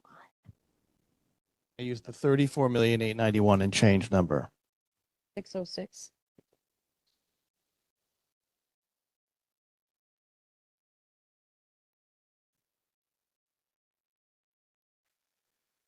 I don't think you can find 70. No, because right now we're bare bonesing ourselves for a 33% increase in health insurance.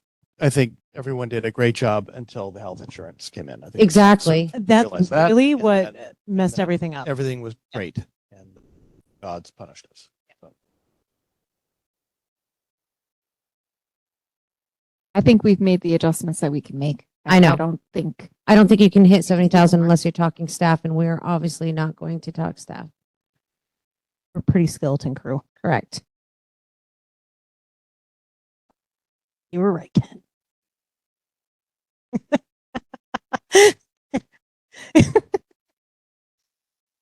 Just seemed so much.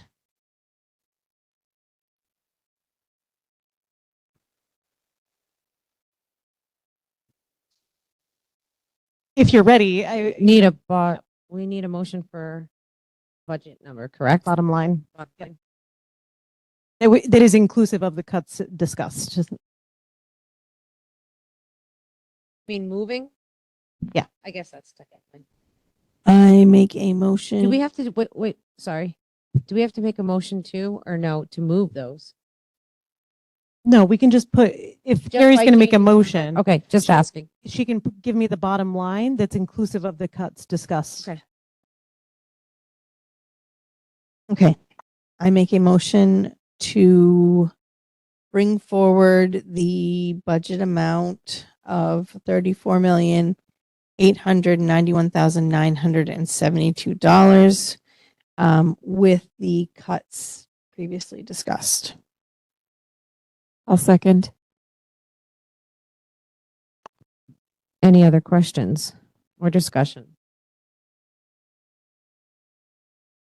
All right. All those in favor of moving forward with an overline budget amount of $34,891 and nope, just kidding. $34,891,972. Say aye. Aye. Opposed? Abstentions? Thank you, everybody.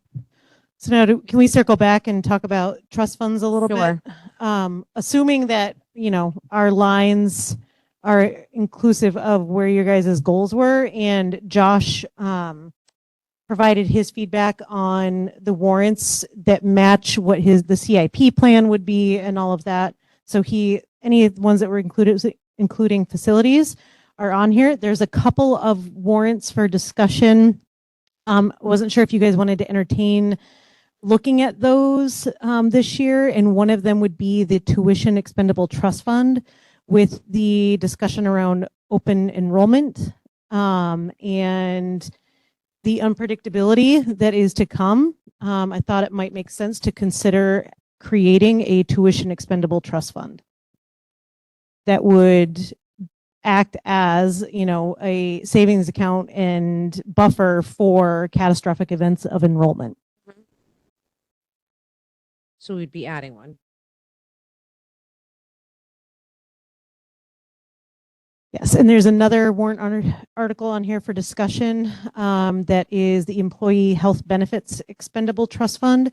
Just having gone through the issue that we have gone through this year, didn't know if you guys wanted to consider creating a trust fund that again would add that stability of budgeting and planning for catastrophic events when they do happen.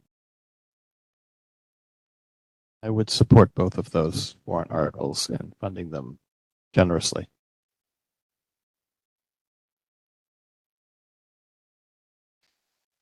So another discussion would be, do we want to entertain funding them on a funding warrant article or on a potential surplus? I would say a potential surplus. Yeah. I would agree. So they would be pending us having surplus, then they would get funded. Correct. And would they be where kind of on your priority list are you thinking that might fall, like top priority or after all the facilities? Nope. Not over the whole budget. Yeah, after the budget. No, but In the surplus discussion. I would, yeah. And I Maybe don't we- know if it's 1 and 2 or 2 and 1. 2 and 1. I figure, I don't know which one's more important to put right under the actual budget. Is it the open enrollment one or the healthcare one? The healthcare one probably feels more real to people. The healthcare. I think I that's know. the second one we put on there. Yeah. Yep. 100%. And then the tuition. And just to get the ball rolling so I can have Amber and Lexi edit these, is there a dollar amount you want me to have them throw in here for discussion for both of those? Probably 100 each. Yeah, I mean, anyway, at minimum, I mean, the I would health would say, probably be you like know, 500,000. No, Right. because You know. you got to do something about that. but our conversation though with the healthcare one too was that we had been getting some surplus returned to us for many years, and we should have been putting it away. Right. So in a way, I don't know if you could specifically earmark it, but I don't think you have to. But the idea can be that whatever, If we get those, I forget what they call it, holiday benefits. or yeah, something like whatever that, those things are, earmark anything goes in those there. for Yeah. deposit Yeah. into the. In addition to, Initial. exactly. Yeah. Are we discussing all of this tonight, or did we just want to talk about those first couple? Well, I was looking for feedback if you had Okay. feedback on the ones that are included with dollar amounts. I definitely, and obviously discuss with me if you want, but I think there's definitely some of our trust funds that we we could hold off on funding this year. Yep. Now, obviously, I know it's all dependent on surplus, and I understand that. But I think with adding these two, because they're kind of in the forefront for us right now, I mean, I would be, I don't know, you guys might not agree with me, but I mean, maybe we don't fund trying to pick one here, the equipment installation, because we've got, 150 in there, or we don't fund, I'm just thinking, is there someone here that we could comfortably pick off for this year? And I know it's kind of kicking the can down the road, but I would feel more comfortable taking some of these off, but really pushing our support behind the health insurance and the Can talk to Josh. I'd want Josh's feedback on that for sure. yeah, and I Um, understand. Yeah. Don't But tell, if you don't tell him it came from me. he's gonna watch the video. Erase the video. Blame Carrie. No, so I mean, you named the equipment installation one. Were you looking at what other ones? We've got vehicle tech. Like, wouldn't what do were the you vehicle. thinking? I guess I might be putting the cart or the cart before the horse. Maybe we should be discussing what we want, what we feel our caps should be Yeah. on That's these, what I was and kinda then it thinking might too. make it easier to say, well, we're at this point with this one, we don't need to fund that, or Yeah.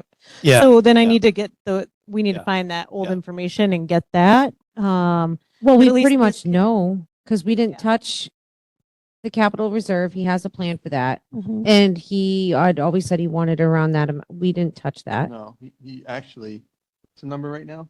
Well, 458. but remember, your track is coming out No, isn't it? It's already out. That's already out.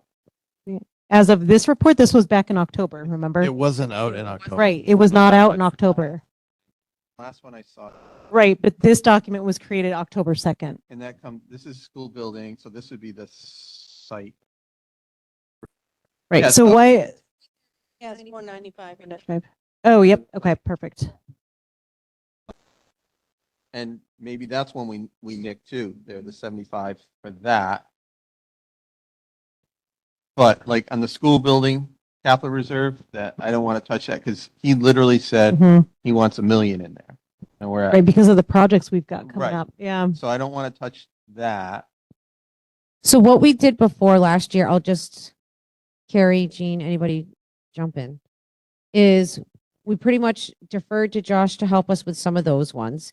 Technology, he always said you want, in case a server goes, you want that at a certain amount. Yep. And then, so we pretty much only had caps on the special education. We wanted it to hover around 500,000, Yep. which That's in it's at perfect right shape. now. Yep. We talked about our instructional materials being anywhere between like 30 and 40, Mhm.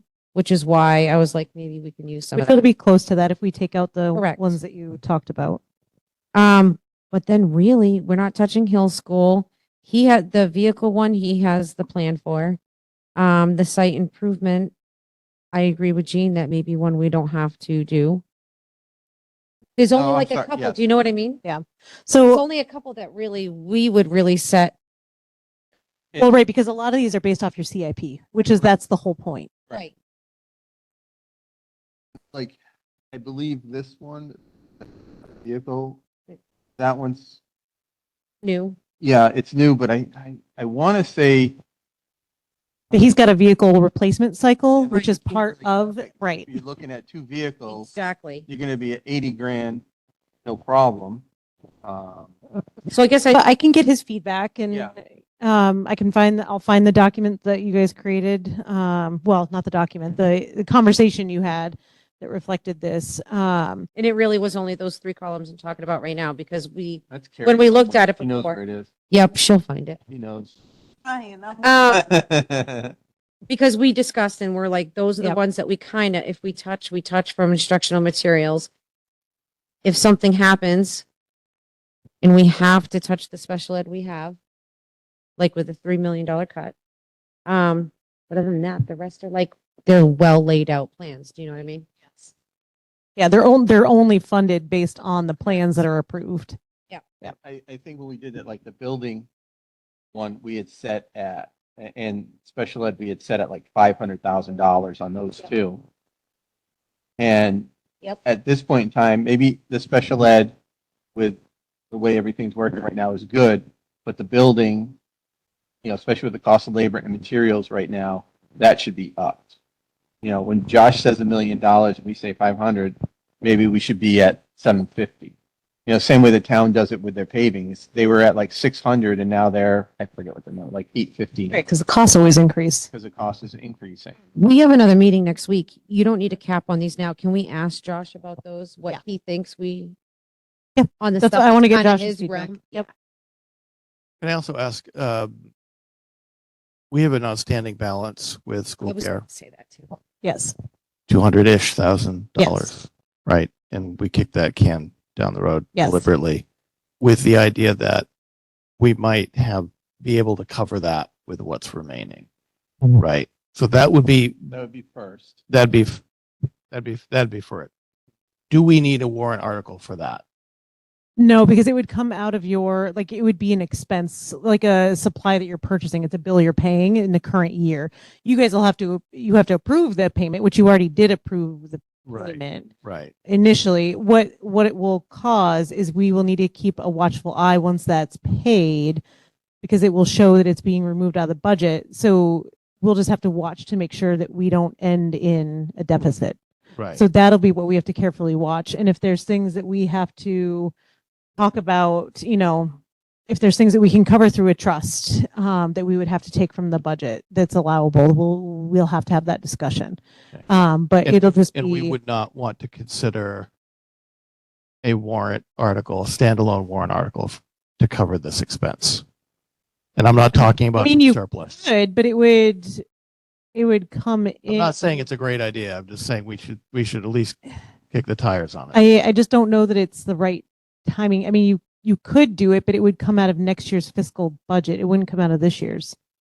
It's too late for this year's fiscal budget to put it as a warrant for this year. Because it would come out of for next year. Like if we had known about the bill back in March, we could have done that Yeah. for sure. We could build it into next year's budget, but I don't know that I that's guess what I'm why, asking. right? Yeah. And that's how it would become part of a warrant, right? Is you Right. build it into your Right. budget. But I don't know if you want to go down that road. It just means there'll be that much less money available to push out into these other Mm-hmm. funds. And rather, back just to the warrants quickly, taking them off completely. Installation. Yeah. Yeah, and we can put, Yeah. they'll fund it fully, Yeah. whatever. Yeah. So that's that's like with the special ed though. That's kind of like when I'm thinking we should have something tucked down there too for that. Did you see this? Yeah, yeah, Yeah, I would not add anything more to your trust fund for special ed. okay. I don't think that would be responsible. Yeah. Josh did put in close to what you said, close to 700, because he put in a dollar amount of 155 for capital reserve. Oh, yeah. So he already is thinking the same line item. That's just the standard. Is it Yeah. every year? Done Okay. for several now. He may have given the list to me in his triaged priorities. So let me just double check.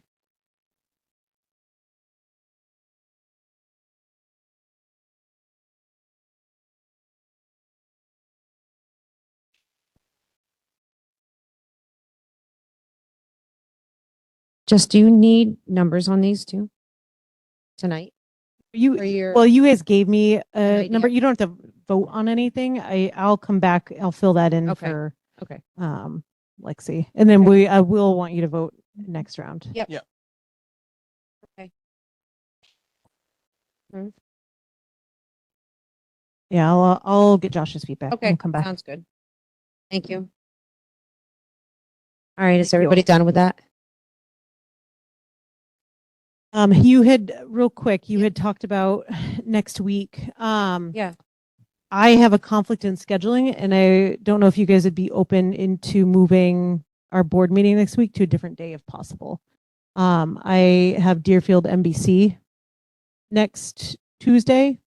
I'm hoping that I can attend that because I'm missing their NBC meeting tonight. Just thoughts to consider. You don't need an answer right now, but think about it. And then if we could talk about it before we leave tonight, that would be great. A different day. A different day next week, if possible. I could do Monday, Tuesday, Wednesday budget on Thursday though, and they get the binders on Thursday. They get the So we binders the really need to 18th. have the meeting before that. Yeah, we have everything I think we need for the binder for the most part, except for warrant articles. Possible. What do you guys, if at all possible, if we could shoot for Wednesday? I know it's the day before that meeting, but there is absolutely no way I will miss my first school board meeting Monday nights. I don't know if I could do it. Although I have a lot of sick time. Just kidding. I have Deerfield board meeting that night. Wednesday? Mm-hmm. So, Sorry. It's a horrible time just because of the well, I have the whole week of Christmas off. The building's just not open. Vacation.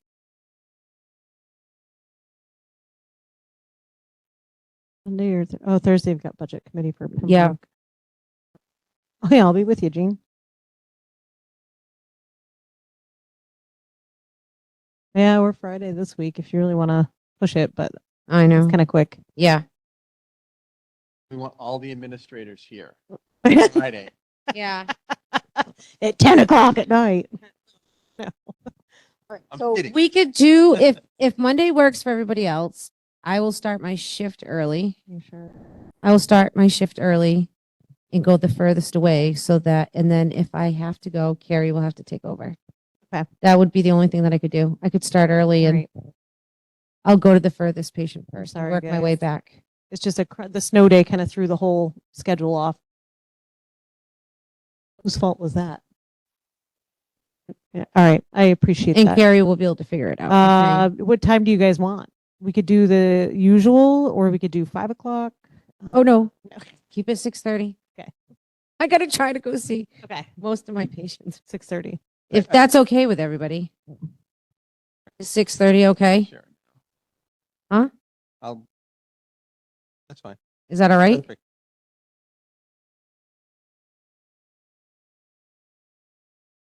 I greatly appreciate that. Thank you. Monday the 15th? Yeah. Monday the 15th at 6:30. Okay. Thank you. I'll figure it out. Deerfield. I know. But Oh. they've gotten the shaft the last few times, so I might ask if we can move this around. All right, are we moving on? Number 7, policies. Let's- Do we want to move that unless somebody needs something? You can put, We can table it. Yeah, we can table that Yeah. till next meeting Next week. on Monday. It's getting late. Is that okay? Okay, great. Number 8 is public comments. Anybody want to do any public comments? Moving on. Gotta write it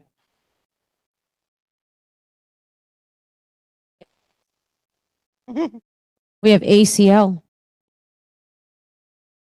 All right, so the board has the need to go into a non-public session. First, are we coming back, Jess? Yeah, I we'll can need tell to the group. We will come back after non-public. The next school board meeting is Monday, December 15th at 6:30 PM here in the Pembroke Academy Library. Move to go into non-public under NHRSA 91-A:3, Roman numeral 2, under small letter A, C, and L. Oops. You need me to read those? Hang on. Got it? Got it. A, which is the dismissal, promotion, or compensation of any public employee or the disciplining of such employee or the investigation of any charges against him or her. C, Matters which, if discussed in public, would likely affect adversely the reputation of any person other than a member of the board. And L is consideration of legal advice provided by legal counsel, either in writing or orally, to one or more of the members of the public body, even when legal counsel is not present. Roll call vote to go into non-public at 8:40 p.m. Sharon? Jean? Yes. Ken? Yes. Carrie? Yes. And I'm a yes.